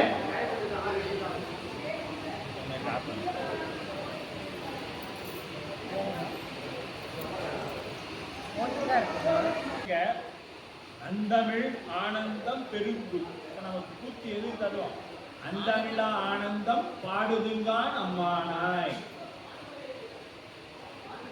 திருஅம்மானையில சொல்றாரு, அந்தமிழா ஆனந்தம் பாடுதுங்கான் அம்மானாய். நமக்கு சுவாமி என்ன பண்றாரு? எல்லை இல்லாத அன்பு கொடுக்குவார். எல்லை இல்லா ஆனந்தம். எதை? நடராச பெருமானை வழிபாடு செய்ய செய்ய நமக்கு என்ன கிடைக்கும்? எல்லையில்லா ஆனந்தம். இன்பம் இல்லை. இன்பம்னு ஒண்ணு கிடைச்சா என்ன வரும்? அப்படியே எதிர்பார்த்து போட்டீங்கன்னா துன்பம்னு ஒண்ணு நமக்கு வந்துடும். துன்பம்னு ஒண்ணு கிடைச்சிச்சுன்னா இன்பம்னு ஒண்ணு கிடைக்கும். இந்த வாழ்க்கையில மாறி மாறி வரும். ஒரு நாள் இரவு, ஒரு நாள் பகல் போல. துன்பம் வரும், இன்பம் வரும், இன்பம் வரும், துன்பம் வரும். ஆனந்தம் அதற்கு எதிர்ப்பதம் போடுங்களேன் அப்படின்னாக்க பேரானந்தம். தமிழ்ல ஆனந்தத்துக்கு எதிர்ப்பதம் போட்டீங்கன்னா என்ன கிடைக்கும்? பேரானந்தம் தான் கிடைக்குமே ஒழிய துன்பம்னு ஒண்ணு வராது. அதனாலதான் என்ன சொல்றாரு? அந்தமிழா ஆனந்த பெருங்குத்தர் அருள் புரிந்தார். இப்ப தன்னுள்ள அப்படியே சுவாமி நந்தனார் தன்னுள்ள இந்த தாய் போயின உடனே அந்த கண்டுபிடிக்க, ஏன்னா அந்த குழந்தைக்கு எவ்வளவு அன்பு இருந்திருக்கும் அதை பார்க்கணும்ல. தாய்க்கு இவ்வளவு இருக்குல்ல, தாயை பிரிஞ்சிருந்த அந்த கன்றுக்கு எப்படி இருந்திருக்கும்? அதை அப்படியே கட்டி அணைச்சிக்காதா? அது போல போன மாத்திரத்துல பெருமான் நந்தனாரே வந்துட்டியா அப்படின்னு அப்படி கட்டி அணைச்சிக்குவாருங்க. தன்னுள் தன்னை மாறி நல்லவங்களுக்கு தெரியற மாதிரி பண்ணிக்கிட்டார். நல்லவங்களுக்கு தெரியற மாதிரி பண்ணிக்கிட்டார். அப்ப மாசு உடம்பு விட தீயின் மஞ்சனம் செய்து அருளி எழுந்து ஆசில் மறை முனியாகி அம்பலவர் தாழ் அடைந்தார். கேசுடைய கடல் வாழ்த்தி திருக்குறிப்பு தொண்டர்வினை பாசம் அற முயன்றவர்தாம் திருத்தொண்டின் பரிசு உரைப்பாம். நந்தனாருடைய திருச்சரிதத்தை சேக்கிழார் பெருமான் நிறைவு செய்கிறாங்க. பேசும் பொழுது மீண்டும் அந்த அக்னியில இறங்கினதை சொல்றார். மாசு உடம்பு விட. நம்மகிட்ட இருக்கக்கூடிய உடம்புலாம் எதுங்க? மாசு உடைய உடம்பு. இது தூய்மை உடம்பு ஆகணும்னா என்ன பண்ணும்? சிவாக்னியை கொண்டு எரிக்கணும். அப்ப சிவாக்னியை கொண்டு நாம எரிச்சிடலாமானா அந்த 5 எழுத்து தான் சிவாக்னி. 5 எழுத்து சொல்ல சொல்ல நம்ம, ஏன்னா அவருக்கெல்லாம் உடனே அந்த அளவுக்கு அன்பு சாமி உடனே. அதெல்லாம் பக்குவப்பட்ட அதி தீவிர பக்குவமுடைய ஆன்மா. அதி தீவிர பக்குவமுடைய ஆன்மா. நாம் இன்னும் பக்குவமே அடையாத ஆன்மா.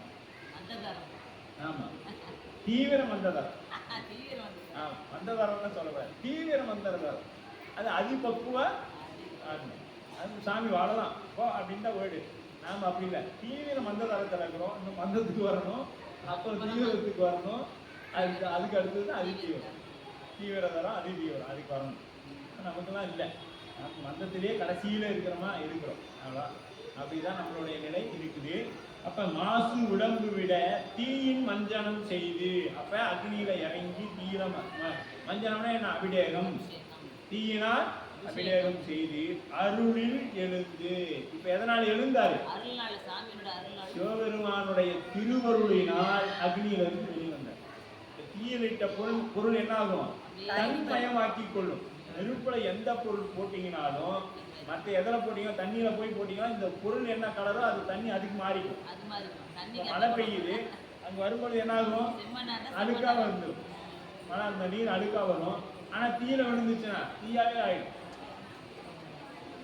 அப்ப தீ என்ன பண்ணும்? தன்னிடத்தில் வரக்கூடிய அத்தனையும் தன்மயமாக்கி கொள்ளும். தன்மயமாக்கி கொள்ளும். பெருமானும் தன்னிடத்தில் வரக்கூடியவங்க என்ன பண்ணுவாரு?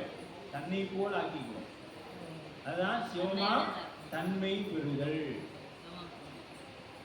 மற்ற இடத்துக்கும் சைவத்துக்கு தான் எந்த இடத்துல வேறுபட்டு நிற்கும்னா, மற்ற இடத்துல ஆன்மா சிவமாகும் சொல்லிடுவாங்க. ஆனா சைவ சித்தாந்தம் சிவமாம் தன்மை பெறும், அவ்வளவுதான். சிவனுக்கு என்று மேலா அடிமையாக இருந்து சிவமா தன்மை பெற்று நிற்போம் அப்படின்னு சொல்லப்போம். அப்ப அந்த மஞ்சனம் செய்து அருளி எழுந்து, அப்ப சிவபெருமானுடைய பேரல் கருணையினால் அந்த அக்னியிலிருந்து எழுந்து ஆசில் மறைமுனிவர் ஆகிய குற்றமில்லாத மறைமுனிவர்கள் ஆகிய அம்பலவர்தால் அடைந்தார். அங்க இருக்கக்கூடியவங்க யாருங்க? தில்லைவாழ் அந்தனதம் அடியார்க்கும் அடியேன். முதலடி சுந்தரமூர்த்தி நாயனார் அப்படித்தானே பார்த்தார். அப்ப முதலடியே அவருடைய அடியார்களுக்கெல்லாம் அடியாராக இருக்கிறன்னா அவர் எவ்வளவு புண்ணியம் செய்தவர்களாக இருக்கவனும், தூய்மையானவர்களாக இருக்கவனும், ஒளி பொதிந்தியவர்களாக. அப்ப அந்த தேஸ் அப்படின்னா ஒளி. இன்னைக்கு தில்லைவாழந்தன் பாருங்க, பார்த்தா அவங்களுடைய அந்த தேஜஸ், புத்த பெருமான இடத்தில் இருக்கக்கூடிய ஒளி அவர்களிடத்தில் இருக்கு. அப்படியே அது தங்க மாதிரி தகதாக இருக்கும். அது ஏன்னா பூசா பானை. இப்ப சிவபூசை தொடர்ந்து நீங்க பண்ணிட்டே இருங்க, நாம் எப்படி இருந்தாலும் சுவாமி நம்மளை அழகா காமிக்கிறோம். சிவபூசை தொடர்ந்து பண்ணுங்க, திருமுறை தொடர்ந்து பாராயணம் பண்ணுங்க, ஐந்தெழுத்தை தொடர்ந்து சொல்லுங்க, குருநாதரை நினைத்து தினைக்கும் அவருடைய திருவடி வணங்கிட்டு வாங்க. இதெல்லாம் செய்ய செய்ய என்ன கிடைக்கும்னா நமக்கு அந்த அழகு கிடைக்கும். ஒளி ஒளி உடம்பு கட்டாயம். அவனுக்கு பின்னாடி ஒரு இருக்கும். அவர் பார்த்து எப்போ பார்த்தாலும் சிரித்த மாதிரி அழகாகவே இருக்கிறார் அப்படின்னா அவர் திருவள்ளுவரை நினைத்து கொண்டே இருக்கிறார் அப்படின்னா சரி, அது ஏதோ துன்பத்துக்கு பயப்பட்டு நிற்குது அப்படின்னா அப்படி. அப்ப ஆசில் மறை முனிவராகி அம்பலவர் தாள் அடைந்தார். அவர் என்ன பண்றார்? பெருமானுடைய திருவடியை அடைந்தார் அப்படின்னு சொல்றாரு. சரி, இவர் திருவடியை வணங்கியதா இப்ப நமக்கு ஒவ்வொரு நாயன்மாரா நம்ம வணங்கிட்டு வர்றோம். வணங்குறதுனால நமக்கு என்ன கிடைக்குன்னா, அடுத்த நாயன்மாருடைய சரீரத்தை சிந்திக்கக்கூடிய பாக்கியம் நமக்கு கிடைக்கும். அடுத்த நாயனாருடைய திரு சரீரத்தை சிந்திக்கக்கூடிய வாய்ப்பு நமக்கு எது கிடைக்குது? நந்தனாருடைய புராணம் நமக்கு அந்த மேலும் வலுக்கூட்டு. இளைவானந்தன் அப்படிதான் சேக்கிழார் சொன்னார். அவர் திருவடியை பணிந்ததனால் உங்களை பணியக்கூடிய வாய்ப்பு. அப்ப எவ்வளவு பணிவு இருக்குது. சேக்கிழார் சுந்தரமூர்த்தி சொன்னார், நான் சொல்லிட்டு போறேன் அவ்வளவுதான் சொல்லலாமே. ஆனா இவர் அப்படி சொல்லுவீங்க. அந்த குந்த பத்தியா நந்தனார் குந்ததுனால எனக்கு என்ன பலன்னா, திருக்குறிப்பு தொண்ட நாயனாருக்கு சிந்திக்கக்கூடிய வாய்ப்பு சுவாமி எனக்கு கொடுத்தாங்க. இல்லைன்னா நந்தனார் பிராணத்தில் என்னை அனுப்பி வச்சிருக்காங்க. ஏதோ பெருமான் என் மீது வைத்த கருணையினால என்னை வந்து திருக்குறிப்பு கொண்ட பிராணத்தை சிந்திக்க வைக்கிறாருன்னு சொல்றாரு. பாருங்க, பாசம் அற பாசமாம் பற்றருக்கும் ஆரிக்கும் ஆரியனே. நம்ம பாசத்தை அறிவிக்கக்கூடியவன் யாருங்க? பெருமான். அப்ப திருக்குறிப்பு தொண்டர் வினை பாசத்தை திருக்குறிப்பு. இப்ப திருக்குறிப்பு தொண்டர்னா ஏன்னா அடியாருடைய குறிப்பறிந்து பணி செய்யக்கூடியவர். இவர் வராருன்னா அவருக்கு போய் இவர் கேட்கலாம் மாட்டார். இவருக்கு இன்னைக்கு புளிசாதம் தான் பிடிக்கும். இன்னைக்கு ஆடி 18 நான் புளிசாதம் செஞ்சுட்டேன்னு அவருக்கு கொடுக்கக்கூடாது. அவருக்கு இன்னைக்கு புளிசாதம் தான் பிடிக்கும்னு கொடுக்கும். ஆமா, குறிப்பறிந்து செய்யணும். அவரு வெள்ளை ஆடை தான் அணிவாரு, அதனால அவருக்கு வெள்ளை ஆடை தான் கொடுக்கணும் அப்படின்னு குறிப்பறிந்து செய்யக்கூடியவர். அதனால் அவருக்கு காரண பெயராக திருக்குறிப்பு தொண்டர் அப்படின்னு பேரு. இவர் என்ன குலத்தை சார்ந்தவர் எல்லாம் நம்ம திருவருட்செல்வன் படத்திலேயே பார்த்துருக்கோம். அதெல்லாம் அந்த படம்லாம் ஒரு வரப்பிரசாதம். அதாவது கதை சுவைக்காக சில இதெல்லாம் இடையில செதுகினாலும் அந்த உண்மையானதை ஒரு கொஞ்சம் அப்படி சொல்லியிருப்பாங்க. மேலோட்டமா அது உண்மையை சொல்லப்பட்டிருக்கும். அற்புதமான அந்த ஒரு வரலாற்று படங்கள் நம்ம குழந்தைகளுக்கெல்லாம் முதல்ல அங்கிருந்து தான் ஆரம்பிக்கும். குழந்தைகளுக்கெல்லாம் அங்கிருந்து தான் சொல்ல ஆரம்பிக்கும். ஏன்னா இவர் வந்து சினிமாவெல்லாம் பார்க்க விட்டு நான் எங்கள் வீட்டில் சீரியல் ஓடிட்டு இது நாடகம், அதை விட்டுட்டு இவரை பார்க்க வந்தால் இவர் கடைசியில் போய் திருவள்ளுவர் படம் பாருன்னு சொல்றாரு அப்படின்னு நினைச்சிடாதீங்க. அதெல்லாம் மாயை. மாயை என்ன பண்ணும்? நல்லதையும் கொடுக்கும், கெட்டதையும் கொடுக்கும். நம்ம செல்போன் அப்படித்தானே, நம்ம ஒன்று பார்த்துக்கிறதுனா இடையில ஒன்று வரும் அப்படி. அந்த மாதிரி நம்ம திருக்குறிப்பு தொண்டர் வினை பாசமர முயன்றவர் தான் திருத்தொண்டின் பரிசு உரைப்பா. அவருடைய அந்த புராணத்தை சொல்ல முற்படுகின்றோம் என்று சொன்னார் பெருமான். அந்த வகையிலே நாமும் எல்லாம் வல்ல எம்பிரான் திருநாளை போவார் திருவடிகளை மனம் மொழிமைகளாலே போற்றி வணங்கி அவரை தொடர்ந்து அவருடைய திருவடியை பணியக்கூடிய சுந்தரமூர்த்தி நாயனார் திருவடிகளை மீண்டும் மீள நினைந்து கொண்டு நம்பியாண்டார் நம்பிகள் வகை நூலும் கொடுக்க அதனை தொடர்ந்து வினைநூலாக தெய்வ சேக்கலார் பெருமான் சிந்தித்திருக்கின்றார். நாம் அவ்வகையிலே இன்றைய எம்பிரான் திருக்குறிப்பு கொண்ட நாயனாருடைய புராணத்தை சிந்திக்க திருவருள் கருணையினால் உட்படுகின்றோம். திருச்சிற்றம்பலம். திருச்சிற்றம்பலம். திருக்குறிப்பு கொண்ட நாயனார் அவர் குருபூசை நன்னார். சித்திரை சுவாதி நட்சத்திரம். சித்திரை சுவாதி நட்சத்திரம். முக்தி தலம் காஞ்சிபுரத்தில் அவர் பெருமானுடைய இரண்டரை கலக்கக்கூடிய ஒரு வாய்ப்பு அவருக்கு அமையப்பட்டது. அவர் திருக்குறிப்பு தொண்டர் என்னும் பெயருடைய நாயனார். திருசரித வரலாறு கூறும் பகுதியாக இந்த பகுதி அமைக்கப்பட்டது. மும்மையாள் விலகாண்ட சருக்கத்தில் 5வது நாயனாராக சிந்திக்கக்கூடியவர் திருக்குறிப்பு தொண்ட நாயனார் சரீரம்.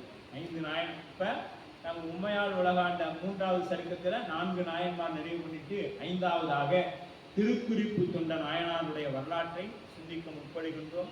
எல்லாம் வல்ல அருள்தரும் தேவகிரி அம்மையுடனாகிய பிரசன்ன நஞ்சுண்டேஸ்வர பெருமான், அருள்தரும் காமாட்சி அம்மையுடனவர் அருள் ஏகாம்பநாதர் நம்முடனாக இருந்து திருக்குறிப்பு கொண்ட நாயனாருடைய புராணத்தை தொடர்ந்து சிந்திக்க அவருக்கு பேரொருள் புரிய வேண்டுமாய் வேலையிலே சிந்தித்துக் கொண்டு அவர் சிவனடியார்களின் குறிப்பறிந்து பணி செய்ததனால் அவர் கருத்தின்படி அவருக்கு தொண்டு செய்து பூண்டு ஒழுகியதால் புண்ணியமை தொண்டராம் எனும் சிறப்பினரால் இவரை அழுக்கடைந்த தந்தை தாங்கி வந்தக்கூடிய அடியார் பெருமக்களுடைய அந்த துணிகளை துவைத்து கொடுத்தார். ஒரு அழுக்கு துணியோட ஒருத்தர் வரார், அவருடைய துணியை வாங்கி துவைத்து கொடுத்தார். இவர் ஏகாலிய குலத்தை சார்ந்தவர், வண்ணார் அப்படின்னு சொல்லுவாங்க. இந்த சரீரத்தை சிந்திக்க முன்பாக இந்த சரீரமானது 128 திருப்பாடல்களை கொண்ட சரீரமாக நமக்கு அமைக்கப்பட்டுள்ளது. அதிலே 100 பாடல்கள் 50 பாடல்கள் நாட்டு சிறப்பும் 50 பாடல்கள் நகர சிறப்பும் குறிக்கப்படும். இதுல 50 பாடல்கள் நாட்டு சிறப்பும் 50 பாடல்கள் நகர சிறப்பும், மீதி 28 பாடல்கள் திருக்குறிப்பு கொண்ட நாயனாருடைய வரலாற்றை பற்றி சிந்திக்கும். ஏங்க அப்ப 100 பாட்டு நீங்க நாட்டு நகரத்துக்கு சிந்திச்சிருந்தா அந்த 28 பாட்டை சிந்திச்சுட்டு அடுத்த நாயனாருக்கு போயிடலாமேன்னு கேட்கலாம். பெரிய புராணத்துல தொண்டை நன்னாட்டை பற்றி முதல்ல குறிப்பிடக்கூடிய இடம் இந்த இடம். வேற எங்கேயுமே தொண்டை நாட்டை பற்றி சிந்திக்கல. ஆகவே தொண்டை நாட்டை பற்றி சிந்திச்சா அங்க என்ன பண்ணணும்? நாடும் நகரங்களை பற்றி சொல்லணும். இதை சில பேர் என்ன சொல்லுவாங்கன்னா, சேக்குலார் பெருமான் எங்க தொண்டை நாட்டை சார்ந்தவர், அதனால எங்க இப்படிலாம் விருப்பு வெறுப்புக்கு உட்பட்டா நம்ம பெரியவங்க இருப்பாங்க. ஒரு சாரதி இதை சொல்றாங்க, அவர் தொண்டை நாட்டை சார்ந்தவர், அதனால் தொண்டை. அப்ப ஆட்சி செய்தது யாரு தொண்டை நாட்டை? அதே சோழர்கள் தான் ஆட்சி செய்தாங்க. ஆகவே அங்கேயும் சோழர்களை பெருமை தான் பேசப்படுறாங்க. தொண்டை நாட்டுல நம்ம தமிழகத்திலேயே இல்லாத ஒரு வாய்ப்பு தொண்டை நாட்டுக்கு உண்டு. மற்ற 5 நிலங்கள் சொல்லப்படும், 5 திணை, அதுல 4 தொண்டை நாட்டில் உண்டு. பாலை மட்டும்தான் அங்க கிடையாது. மலை மலை சார்ந்த பகுதி, காடு காடு சார்ந்த பகுதி, வயல் வயல் சார்ந்த பகுதி, கடலும் கடல் சார்ந்த பகுதி, 4 நிலம் அங்கு உண்டு. நானிலம் பெற்ற பெருமை காஞ்சி மாநகருக்கே உண்டு, வேற யாருக்கும் கிடையாது. மீது எல்லாம் 2, 3 அப்படிதான் இருக்கும். ஆனால் காஞ்சிபுரத்துக்கு மட்டும் 4 வகையான நிலப்பகுதி உண்டு. அந்த அளவில் பார்த்தீங்கன்னா எவ்வளவு புண்ணியம் பண்ணியிருக்கணும் அங்கே இருக்கிறவங்க அப்படின்னு. ஏன்னா தொண்டை நாடு என்பது சான்றோருடைய தெய்வப்புலவர் திருவள்ளுவரை கொடுத்த திருப்பூமி அது. ஆமா, தெய்வப்புலவர் திருவள்ளுவரை நமக்கு கொடுத்தவர். ஆமா, அதுதான் நான் முன்னாடியே சொல்லிட்டோம்ல. சேக்கலார் வந்து அவருடைய ஊரை பாடுறதுக்காக அப்படி எடுத்துக்கிட்டார். 50 பாடல் எடுத்துக்கிட்டோம்னா அப்படின்னா இல்லை, அப்படி இல்லை. ஆனா அவரு அங்க இருக்கக்கூடிய நாட்டோட சிறப்பு, ஏன்னா 4 நிலங்கள் அங்க இருக்குது, அதை பத்தி எல்லாம் பேசணும். அதனால அவ்வளவு பாடல்கள் தேவைப்படுகிறது. அதான் நமக்கு தேவையானது நிறைய சுவாமிகள் கொடுத்துருப்பாங்க. அது மட்டும் இல்ல, அங்க சிவபூசை செய்வதற்கு உண்டான ஆன்மா எப்படி சிவபூசை பண்ணணும்னு சாமி சொல்லி கொடுத்த இடம் காஞ்சி மாநகர். காமாட்சி அம்மைக்கு தான் சாமி. ஏன்னா எதையுமே சாமி ஆன்மாக்களுக்கெல்லாம் செய்ய மாட்டாரு. எந்த சிவபூசை செய்யக்கூடிய தகுதி எந்த ஆன்மாவுக்கும் கிடையாது. சிவம் அந்த உடம்பை நிலைக்களனாக கொண்டு அதிப்பித்து நின்று பூஜை செய்யும். இது எப்படின்னா, இதுல பேய் கதையும் இருக்குது. இல்ல பேய் இருக்குதா அப்படின்னு ஒரு கேள்வி வரலாம். இருக்குது அப்படிங்கிறதுக்கு இதை நமக்கு புராணத்துல சார்ந்து இருக்கு. திருவாலங்காடு 70 வேளாளர்கள் நமக்கு 3வது பாடலையும் 2வது பாடலையும் வந்து நன்மை நீர். இது பாருங்க, நன்னறியாக்குரிய படையனூர் திருத்தொண்ட நாவை வந்து அந்த இடத்துல வரும் நீலி பேய் அப்படிங்கிற ஒரு பேய் வரும். பேயும் ஒண்ணு இருக்குது. அந்த பேய் எப்படி உடம்புக்குள்ள பூதுது, அது மாதிரி சிவன் நமக்குள்ள பூந்து பூசை செஞ்சுட்டு போயிடும். அதனாலதான் காஞ்சி இதுல சொல்லுவாங்க, பூசை ஆயிடுச்சா அப்படின்னா திருவள்ளுவர் ஆச்சுன்னு சொன்னோம்னா அப்ப நீ செய்தது பொருள். நாம செய்தோம்னா என்ன உண்டு, நமக்கு நல்வினை உண்டு. அடுத்தது ஏதாவது சிவத்தாரு பிறவி தயார் அப்படின்னு சொல்லலாம். அப்ப உன் பூசை எம்மால் முடியுமோ, உன் பூசை எம்மால் முடியுமோ. சாமிக்கு பூ கொண்டு நான் தாங்க எப்பவுமே வைப்பேன். அப்ப முடிஞ்சிச்சு, நான் வந்துச்சு முடிஞ்சிச்சு. சரியா, நான் தான் அப்படின்னாலே அங்க எல்லாமே திருவள்ளுவர் முடிஞ்சு. அப்ப திருக்குறிப்பு தொண்டதம் அடியார்க்கும் அடியேன் என்பது நம்பியாரூரராகிய சுந்தரமூர்த்தி பெருமான் திருத்தொண்டர் தொகையில சொல்றார். அடியார்க்கும் அடியேன் வகை நூலாக மண்டும் புனல் சடையான் தமர் பூசு எற்றி வாட்டும் வகை விண்டு மழை முகில் விடாது ஒளியும்பார். அதனால ஒரு வேலை சுவாமி மழை கொடுக்கிறார். ஒளியினார் இவன் என்ன உண்டம் படற்பாறை முட்டும் எழிலார் திருக்குறிப்பு தொண்டன் குளம் கட்சி ஏகாலியா தங்கள் தொல்குலமே. இவனுடைய குலத்தை இதுல சொல்லப்படுது. ஏன்னா அங்க நம்பியாரூரர் சொல்லல. இவர் என்ன குலங்க, ஏகாலியர் என்னும் மன்னார் குலத்தை சார்ந்தவர். ஆமா, என்னங்க அடியாருக்குள்ள எப்பயுமே நீங்க பேதம் இல்லைன்னு சொல்றீங்க, ஒவ்வொருத்தருக்கும் ஒவ்வொரு குலமும் சாதியும் சொல்றீங்க. எதுவுமே இறைவனை வழிபாடு செய்வதற்கு தடை இல்லை என்பதுதான் சேர்க்கிறார். சமத்துவம் இங்கதான் பேசுது. சமத்துவம் நம்ம பெரிய புராணம் தான் பேசுது. எல்லாரும் இறைவனை அடைவதற்கு தகுதி உள்ள ஆன்மாக்கள் தான் அப்படின்னு. அதே நாம மற்றவங்க கடவுள் இல்லைன்னு சொல்றான் பத்தியா, அவன் சமத்துவம் பேசுற, அவன்கிட்ட பேதம் இருக்கும். இங்க அன்பே வெளிப்பட்டு இருக்கக்கூடிய கண்ணப்ப நாயனார்ல இருந்து யாரு தில்லைவாழந்தனர் வரைக்கும் எல்லாரும் யாருங்க, அடியார் தான். 63 ஒரே மாதிரி தான். பாருங்க, எல்லாரும் கையெழுத்து கும்பிட்டு தான் இருக்கிறாங்க. யாராவது அதுல பேதம் பார்க்கறாங்களா? இல்லையும். அப்ப இடையரா வந்து சூழ்ந்த மடைமுகில், அந்த மடைமுகில் நிற்காது ஒழிதல் நான் இருப்பேன். இப்ப நான் இருக்கிறேங்க, அப்படியே நிற்காது. குளம் அப்படின்னு சொன்னார், ஆடையின அழுக்கை நீக்கி நான் உங்களுக்கு தரேன். அப்ப என்ன பண்றாரு சுவாமி, மழையை நிற்காம விட்டுட்டார். நீ எப்படி தருவ பார்த்து அப்படின்னு. அந்த மாதிரி கொடுக்கிறார். இவருடைய குலம் என்பது ஏகாலியர் எனும் பழைய குலம். ஏகாலியர் என்னும் குலம். சரிங்க, இந்த குலம்னா எதில் வந்துச்சுங்க அப்படின்னா, அப்ப அவருக்கு எப்படி புலையர்னு வந்துச்சு?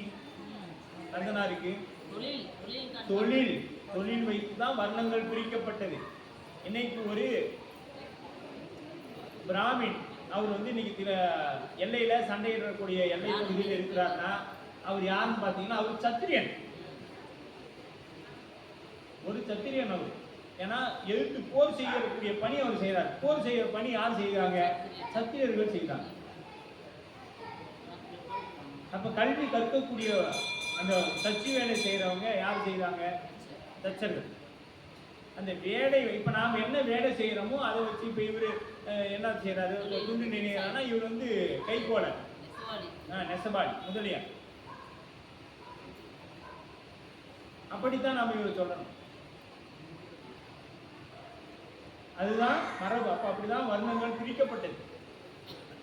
செய்யக்கூடிய தொழிலை வைத்து வர்ணங்கள் பிரிக்கப்பட்டது அப்படிங்கிறது. விண்டு மலை விடாது ஒளியின் மின் என்ன உண்டம் படல். அப்ப தூசு அப்படின்னா துணி, தூசு அரித்து துணி அப்படிங்கிறார். தமர் நந்தமர் உகந்தா உகந்தமர் அப்படிங்கிறார். உகந்தமர் மண்டு செறிந்து நிறைந்தார். மண்டுதல்னா செறிந்து நிறைந்தல். தமனா தம்மவர் உகந்தவர் துணி ஏற்றுதல். கொய்ந்து அழுக்கு போக்குதல். பாட்டுதல் அப்படின்னு என்னங்க? பாட்டுதல்னா அழுக்க துவைச்சி வெயில்ல காய வைக்கிறது. வாட்டுதல். வாட்டுதல். அப்ப முகில் விடாதொழியின். அப்ப முகில் மலை தலை நிமிர்ந்த அப்படியே நில்லாம பெய்யுது. அப்ப என்ன பண்றாரு? நீ மலையை நிக்கலைன்னா என்ன பண்ணுவேன்? நானு பாறையில முட்டி என்னுடைய உயிரை மாய்த்துக் கொள்வேன் நிற்கிறார். தந்தையுடை திடவற் கற்பாறை விசைந்திலை சிந்தும்படி நொந்த ஓதுவார். நீ மலையை நிறுத்தி தள்ளேனா என்னுடைய உயிரை நான் மாய்த்துக் கொள்வேன் அப்படின்ட்டார். எழில் திருத்தொண்டின் உரைப்பு எழில் எனப்பட்டது. இந்த எழில்னா என்னங்க? அழகு. எழில்னா என்ன பொருள்? அழகுன்னு பொருள். இந்த அழகு எதனால கிடைக்கும்? அழகு எதனால கிடைக்குங்க?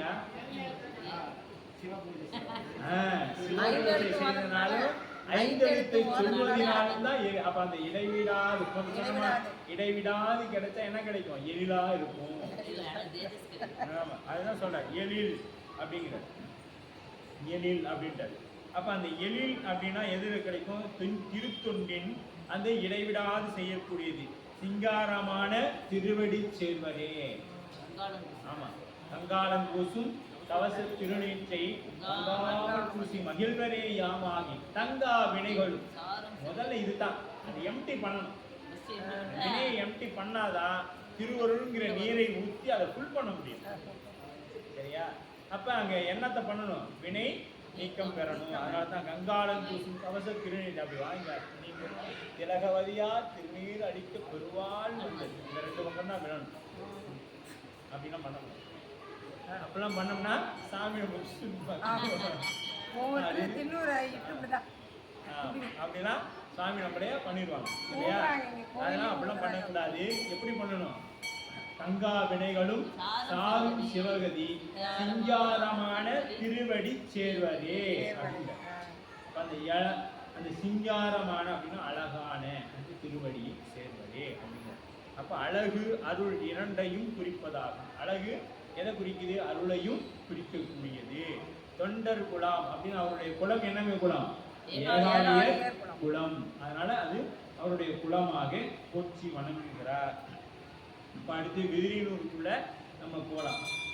ஏறும் ஆறுகள் உயிர்களுக்கு எல்லையில் கருணை தாய் ஆனால் தனி ஆயின தலைவரை மழுவா ஆயும் நான் மறை போற்ற நின்று அருந்தவம் புரிந்த தூய மாதவம் செய்தது தொண்டை நல் நாடாம். இந்த தொண்டை நாட்டுல பிறக்கணும்னா என்ன பண்ணுங்க? மாதவம் செய்யணும். சொன்ன மாதவம் செய்த தென் திசை வாழ்ந்திட. தென் திசையில பிறக்கிறது எல்லாமே மாதவம் தான். அது சோழ நாட்டில் பிறந்தா என்ன, கொங்கு நாட்டில் பிறந்தா என்ன, எந்த நாட்டில் பிறந்தாலும் தென் திசையில பிறந்தோம்னா அது மாதவம் செய்த திசை. ஏன்னா தென்முக பரமன் இங்க தான் நோக்கி கொண்டே இருக்கிறார். நீங்க எல்லாம் பாருங்க, பாரத பிரதமர் எங்க ஒடியாந்தாரு? தென் திசைக்கு தான் ஒடியாந்தார், கங்கை கொண்ட சோழபுரத்துக்கு. இன்னும் கொஞ்ச நாள் நாமெல்லாம் பாருங்க, நம்ம சாமி போய் பார்க்க முடியாம ஆயிடும், எல்லாம் வந்துருவாங்க. உண்மையை உணர்ந்து எல்லாருமே தென் திசை படையெடுத்துருவாங்க. ஆமா, பாருங்க அடுத்து தில்லைக்கும் வர்றாரு, மதுரைக்கும் போனாரு, எல்லாம் கூட்டம் கூட்டமா நிறைய வராங்க.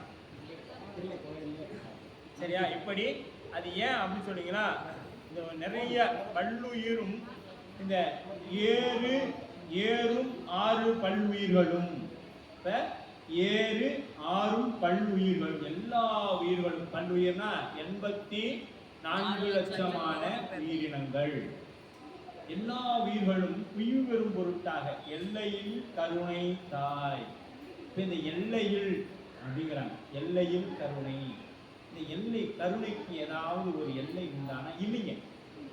நம்ம எங்க போனாலும் எல்லை இல்லாத கருணையின் உயிர்கள் தோறும் வெவ்வேறு வகைப்பட்டு செலுத்தும். இப்போ உங்களுக்கு ஒரு மாதிரி இருக்கும், எனக்கு ஒரு மாதிரி இருக்கும். இந்த ஒவ்வொரு மாதிரியும் 84 லட்சம் யோனி பேதம், கோடான கோடி வீரர்கள் இருக்குது. அத்தனைக்கும் சிவபெருமான் அதது தேவைகளை அதது பாவ புண்ணியங்களுக்கு ஏற்றார் போல ஊட்டி கொண்டே இருக்கிறான். இத்தனை கோடி உயிரினங்களுக்கும் அதோட பாவ புண்ணியங்களுக்கு ஏற்றார் போல, அது செய்த வினைக்கு ஏற்றார் போல அவர்களுக்கு வினைகளை ஊட்டி கொண்டிருக்கிறானா, இவன் எவ்வளவு வல்லமை படைத்தவனா இருக்கு. அது இந்த பூலோகத்துல. இது இல்லாம 84 லட்சம், இத 224 புவனம் இருக்கு, 1008 அண்டம் இருக்கு. இத்தனைக்கும் சிவபெருமான் கொடுத்து கொண்டே இருக்கணும்.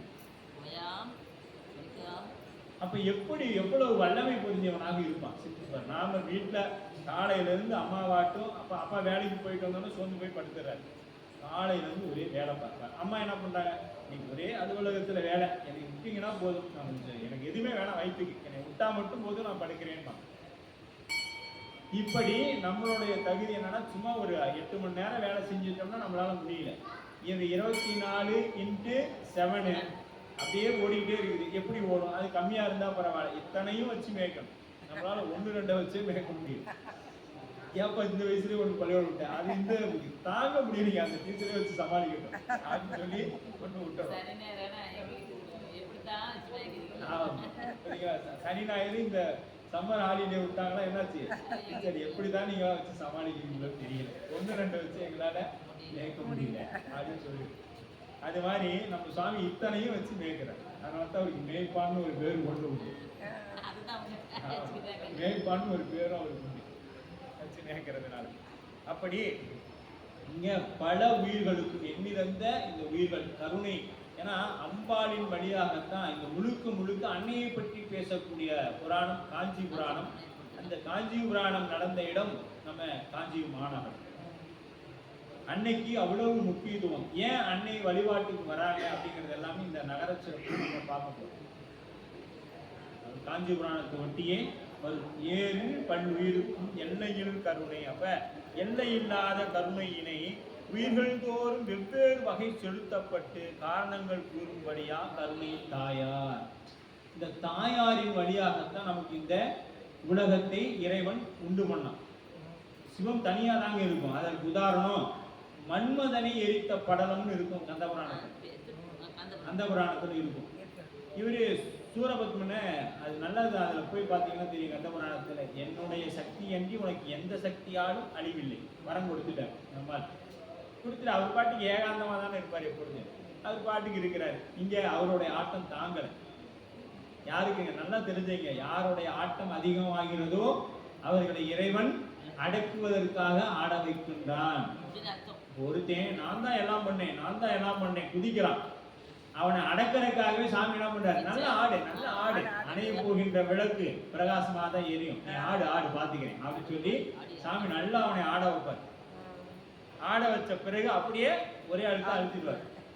அப்பதான் சொல்லுவாங்க, அவன் இப்பதான்பா திருந்தான், 2 நாட்டம் என்கிட்ட நல்லா பேசிட்டு இருந்தான், அதுக்குள்ளேயே போயிட்டான் சொல்றாங்க. அப்படி அங்க என்ன பண்றாங்க, அன்னையானவள் எப்படி பூசை பண்ணணும்னு இங்க சொல்லு. அன்னை அந்த எப்படி ஏகனா தனியா நிற்கிறான் அப்படின்னா அதுக்கு வந்து மன்மதனை எரித்த அந்த கதை புராணத்தை நிறைவு பண்ணிட்டு வகுப்பு நிறைவு பண்ணிக்கணும். அதாவது மன்மதன் இப்படி எல்லாம் இருக்கிறாங்க. சூரபத்மன் ரொம்ப ஆட்டம் போட்டுட்டு இருக்கிறான். இந்த அசுரர்கள்லாம் ஆடுறதை பார்த்து தேவர்கள்லாம் போகிறாங்க. எப்பயுமே அசுரர்கள் தேவர்கள் அவங்க போகிறாங்க. தேவர்கள் போய் சுவாமி நீங்கள் பாட்டுக்கு சொல்லிட்டீங்க உங்களால் வேறு யாராலையும் அடிக்க முடியாதுன்னு. அங்கே அவனுடைய தொந்தரவு எங்களால் தாங்க முடியல. நீங்களும் தவத்துக்கு போயிட்டீங்க. இது நந்தி பெருமான் உள்ளாரியே விடலை. சுவாமி தவம் பண்ணுறாரு அவ்வளோதான் விட்டு அப்படின்னு எடுத்துட்டேன். தவம் பண்ணிட்டு எல்லாரும் பார்த்தாங்க. மீட்டிங் போட்டார். யார் திருமால் தலைமையில் மீட்டிங் நடக்குது. கூப்பிட்றாங்க. இதெல்லாம் கந்தபுராணத்தை பார்த்தீங்கன்னா நல்ல சிரிப்பாக இருக்கும். கந்தபுராணத்தில் நல்லா நகைச்சுவையாக இருக்குது. கூப்பிட்றாரு. எல்லாரும் வாங்க உட்காருங்க பேசுகிறாங்க. ஏப்பா இந்த மாதிரி தவத்திலேயே இருக்கிறாரு. தவம் கிளைந்தாதான் ஏதாவது அவனை பண்ண முடியும். இல்லைன்னா தேவர்கள்லாம் இந்திரன்லாம் பாதிக்க முடியும். சிரமப்படுறான் அப்படின்னு சொல்லி சொல்கிறாங்க. எல்லாம் பிரம்மா இந்திராதி தேவர்கள்லாம் உட்காந்து மீட்டிங் போடுறாங்க. மீட்டிங்கில் ஒரு முடிவு எடுக்கிறாங்க. அவர்கிட்ட யாருக்கு போகிறதுன்னா ஏற்கனவே நான் போய் அவர்கிட்ட அடிச்சுக்கிட்டு வந்துட்டேன். யாரு? திருமான், பிரம்மா, யமே எல்லாரும் ஒதுக்கிட்டாங்க. இனிமேட்டு யாரும் அங்கெல்லாம் போக முடியாது. நாங்களாம் போனால் நம்மளாலே போகாத ஒரு ஆள் இருக்கிறான். பிடிக்கலாம். யாரு? அவங்க தாத்தா சொல்றாரு. தாத்தாவும் அப்பாவும் முடிவு பண்ணாங்க அவனை அனுப்பலாமே. அவரு வராரு. எப்ப இங்க வா, நீ தான் போகணும். அவரு வந்தவங்க நீ ஏற்கனவே போய் கலர் மாறிட்டு வந்துட்டேன். இவரு எங்க இருக்கிறேன்னு தெரியாம போயிட்டாரு. 2 பேரும் போயிட்டு ஒண்ணு இல்லாம வந்துட்டீங்க. இப்போ உங்களால முடியாம என்னை சிக்க விடுறீங்களா நீங்க அப்படின்னு சொல்லி மன்மதன் கேட்கறான். பாரு இது என்னோட கட்டளை. தாத்தா சொல்ல இது என்னோட கட்டளை, நீ தான் போகணும் அப்படின்னு. இவர் 5 அம்பு வச்சிருப்பார். மன்மதன் என்ன பண்ணுவாரு? 5 அம்பு வச்சிருப்பார். மலர் அம்புகள் காயப்படாமல் இருக்குல்ல. அதனால ஆசை. இந்த மன்மதன் என்னன்னா, மன்மதன்னா ஆசையை தூண்டக்கூடியவன். காமம் மட்டும் இல்லைங்க, ஆசைக்கு மொத்தமும் அவன் தான் காரணம். நமக்கு வரக்கூடிய இத்தனை பிறவிகளுக்கும் நாம் செய்து வினைக்கேற்றவர் போல தான் விட்டுவோம். அதில் எந்த மாற்றமும் இருக்காது. அதை நினைச்சுக்கிங்க. அப்ப அவன் என்ன பண்றான்? அவர் கண்ணை மூடி தபஸ் பண்ணிட்டு இருக்கிறாரு. நீ போய் எப்படியாவது எழுப்பு அப்படிங்கிறார். அப்ப இவர் அங்க அப்படியே தயங்கி போய் எப்படியோ ஒரு முடிவு பண்ணிட்டீங்க, மொத்தத்துல எனக்கு ஏதோ நடக்க போகுது அப்படின்னு நினைச்சிட்டு அப்படியே போறாரு. அப்ப ஏன் அவரை வந்து அவரு இயங்கலன்னா, நான் அசைந்தா அசையும் உலகம் வேண்டாம் திருவிழா பண்ணுறாரு. அப்ப பெருமான் இயங்கினால்தான் இந்த உலகம் இயங்கும். அவர் கண்ணை மூடிட்டார்னா உலகம் இயங்காது. கண்ணை மூடிட்டார்னா உலகம் இயங்காது. இது தியானத்துல இருந்தா உலகம் இயங்கி கொண்டுதான் இருக்கும். நீங்க உடனே தியானத்துல இருக்குள்ள கண்ணை மூடிட்டாரே சுவாமி, அப்ப இயங்கும். அம்பாள் ஒரு முறை விளையாட்டாக கண்ணை கொத்திடுவாங்க. பல ஊழிகாலம் பல காலம் அப்படியே இருண்டு போயிடும். ஒரு சனப்பொழுது நமக்கு ஆமா அப்படியே கண்ணை மூடினதுதான் அப்படியே இருண்டு. அப்படி அவர் தனியா இருக்கிறாரு. அவர்கிட்ட போய் என்ன பண்றான்? அன்பு எய்யறான். எரிந்த மாத்திரத்துல சுவாமி அப்படி பார்த்தாலே எரிஞ்சிருச்சு. அவ்வளவுதான். ரதி வந்தா, சுவாமி இப்படி பண்ணிட்டீங்களே அப்படின்னா, சரி இனிமே உங்க கண்ணுக்கு மட்டும் தெரியும் அப்படின்னு சொல்லி ஒரு கொடுத்தாரு. இந்த மாதிரி பல நிகழ்வுகள் நம்ம இந்த நகர சிறப்புலையும் நாட்டு சிறப்பு நம்முடைய உடனாக கலந்து நாம் அதை பயணிக்க இருக்கின்றோம். அப்படிப்பட்ட அந்த மன்மதனை இறைவன் என்ன பண்ண? அந்த ஆசையை எரிக்கிறான். அதற்கு காரணம் இவங்கெல்லாம் தான். ஏன்னா இவங்க எல்லாத்தையும் விட அவன் போய் பெருமான எழுப்பினா. அதன் பிறகு நெற்றி பொறியிலிருந்து 6 முகங்கள் ஈசானம், தத்துவடம், அகோரம், பாமதேவம், சத்தியவாதம், அதோமுகம் என்கின்ற 6 முகத்தின் வழியாக வந்த தீப்பொறிகள் சரவண பொய்கையில் விழுந்து அந்த 6 முகங்களும் தான் நமக்கு 6 முகனாக காட்சி கொடுத்தது. அதுல இன்றைக்கு இறைவன் கலியுகத்துல அதோ முகத்தின் வழியாக, கீழ்நோக்கிய முகத்தின் வழியாகத்தான் இந்த உலகத்தை அருள் செய்து கொண்டிருக்கிறான் உலகத்துக்கு அப்படிங்கிறது கந்தபுராணத்தோட வரலாறு நமக்கு சொல்லப்படும். கந்தபுராணத்துல முருகப்பெருமானுடைய வழிபாடை பேச வந்த புராணம் முழுக்க சிவபெருமானை பற்றி தான் அதில் பேசும். அது முழுக்க கந்தபுராணம் பேரு. பேசுவதெல்லாம் சிவபெருமான் பெருமைகளே பேசப்படும். அங்க தெய்வயானை திருமண நடத்துல சொல்லுவாரு. தெய்வயானையும் முருகப்பெருமானும் ஆசனத்துல, இந்த பக்கம் அம்பாலும் பார்வதியும் ஆசனத்துல தான் அமர்ந்திருக்காங்க. மீது எல்லாருமே நின்றுதான், ஸ்டாண்டிங் தான். இவங்க 2 பேருக்கு தான் ஆசனம். தேவயானைக்கும் முருகப்பெருமானுக்கும் சுவாமிக்கும் அம்பாளுக்கும் வேற யாருமே இல்லை. மற்றவங்களுக்குலாம் நாம அப்படி ஆசனம் கொடுத்து உட்கார வச்சா என்ன ஆகுங்க? அது சிவகுற்றம் ஆயிடும். சிவகுற்றம். நந்தியம் பெருமாள் கூட எல்லாரும் அமர்ந்த நின்ற கோலத்துல தான் இருக்கும். நீங்க அதை பார்த்துருக்கலாம் நிறைய இடங்கள்ல. சுவாமி மட்டும்தான் அமர்ந்திருப்பார். வேற யாருக்கும் அந்த தகுதி கிடையாது அப்படிங்கிறது கந்தபுராணத்தை சிந்திச்சுட்டு தொடர்ந்து நாம வரக்கூடிய வகுப்புல திருக்குறிப்பு தொண்ட நாயனார் புராணத்தை சிந்திக்கிறோம். வர சனிக்கிழமை வகுப்பு, ஞாயிற்றுக்கிழமை சித்தாந்த வகுப்பு இருக்க காரணத்தினால 2வது சனிக்கிழமை நமக்கு பெரிய புராண வகுப்பு தொடர்ந்து நடைபெறும். அன்பர் பெருமக்கள் அனைவரும் தவறாமல் கலந்து கொண்டு விழா சம்பந்தமாக அன்பர் பெருமக்கள் நமக்கு வரக்கூடிய அடுத்த மாதம் 12, 13, 14 3 நாட்கள் வெள்ளி சனி ஞாயிறு 63 பெருவிழா நடைபெறும். அது சம்பந்தமா தீக்கை எடுக்கிறவங்க தீக்கை உண்டானவங்களுக்கு பதிவு செய்யணும். அதுக்கு அடுத்தது மகளிர் எல்லாம் புடவை எடுத்திருக்கும். அதுக்கடுத்து அடியார்களுடைய அன்னம்பாளிப்புக்கு தங்களால் இயன்றதை ஒவ்வொருவரும் பங்கெடுத்துக்கணும். என்னால் உடல் உழைப்பு தான் முடியும் அப்படின்னா அதற்கு தயார்படுத்திக்கணும் உங்களை. அவர்கள் ஒரு தொண்டை எடுத்துக்கொண்டு அதற்கு தன்னை தயார்படுத்திக்கிட்டு நீங்க அந்த தொண்டுகளை செய்வதற்கு தயாராகணும். உங்கள் திருவடிக்கு மீண்டும் மீண்டும் விண்ணப்பம் செய்து கொண்டு ஒவ்வொருவரும் நாம் குறைந்தது இன்றைக்கு ஒரு 40-50 மாணவர்கள் இருக்கிறோம். நாம் ஒவ்வொருவரும் குறைந்தது பக்கத்தில் இருக்கிறவங்களை நமக்கு தெரிந்தவர்களை 63 விழா வாங்க.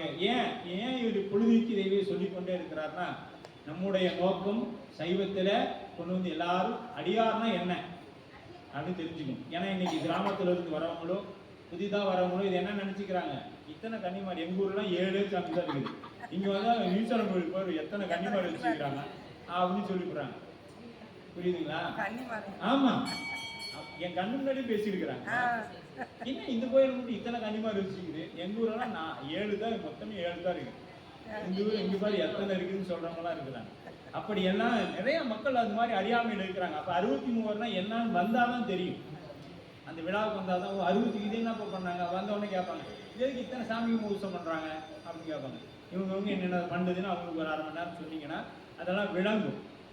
நம்ம மட்டும் வந்து அதனாலதான் திருமலை சொன்ன என்னை நன்றாக படைத்தனின் இறைவன் எதுக்கு, தன்னை நன்றாக தமிழ் செய்யுமாறே. தமிழ்னா மொழி இல்லை, அது சிவம். சரிங்களா?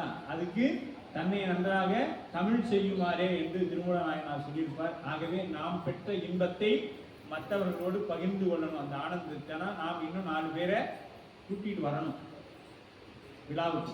அதே மனதில் வைத்துக் கொள்ளுங்க. பெருமாட்டை விண்ணப்பம் வைங்க, சுவாமி விழாவில் நீங்கள் எங்களுக்கு உடனாக இருந்து எல்லா நிகழ்வுகளையும் நீங்கள் சிறப்பாக செய்து கொடுக்கணும். பெருமாட்டின்படிக்கு நாம் இந்த விழா கண்ணூரும் வகையில் வரைக்கும் பெருமாட்டை விண்ணப்பம் வைத்துக் கொண்டே இருக்கணும். நீங்கள் எங்களுக்கு உடனாக வரணும். பூதகணங்கள்லாம் நிறையா கொடுங்க. திருவிளையாடல் புராணத்தில் சொன்ன மாதிரி பூதங்களை ஒரே பூதத்தை எல்லா சாப்பாட்டையும் சாப்பிட வைக்காத நிறைய புறப்பூதங்கள்லாம் அனுப்பி கொஞ்சம் கொஞ்சமாக அவங்களுக்குலாம் நிறைய கொடுக்குற மாதிரி, அவங்களோட நிறைய அவங்களுக்கு உணவு கொடுக்குற மாதிரி எங்களுக்கு ஒரு ஆற்றலை கொடுங்க.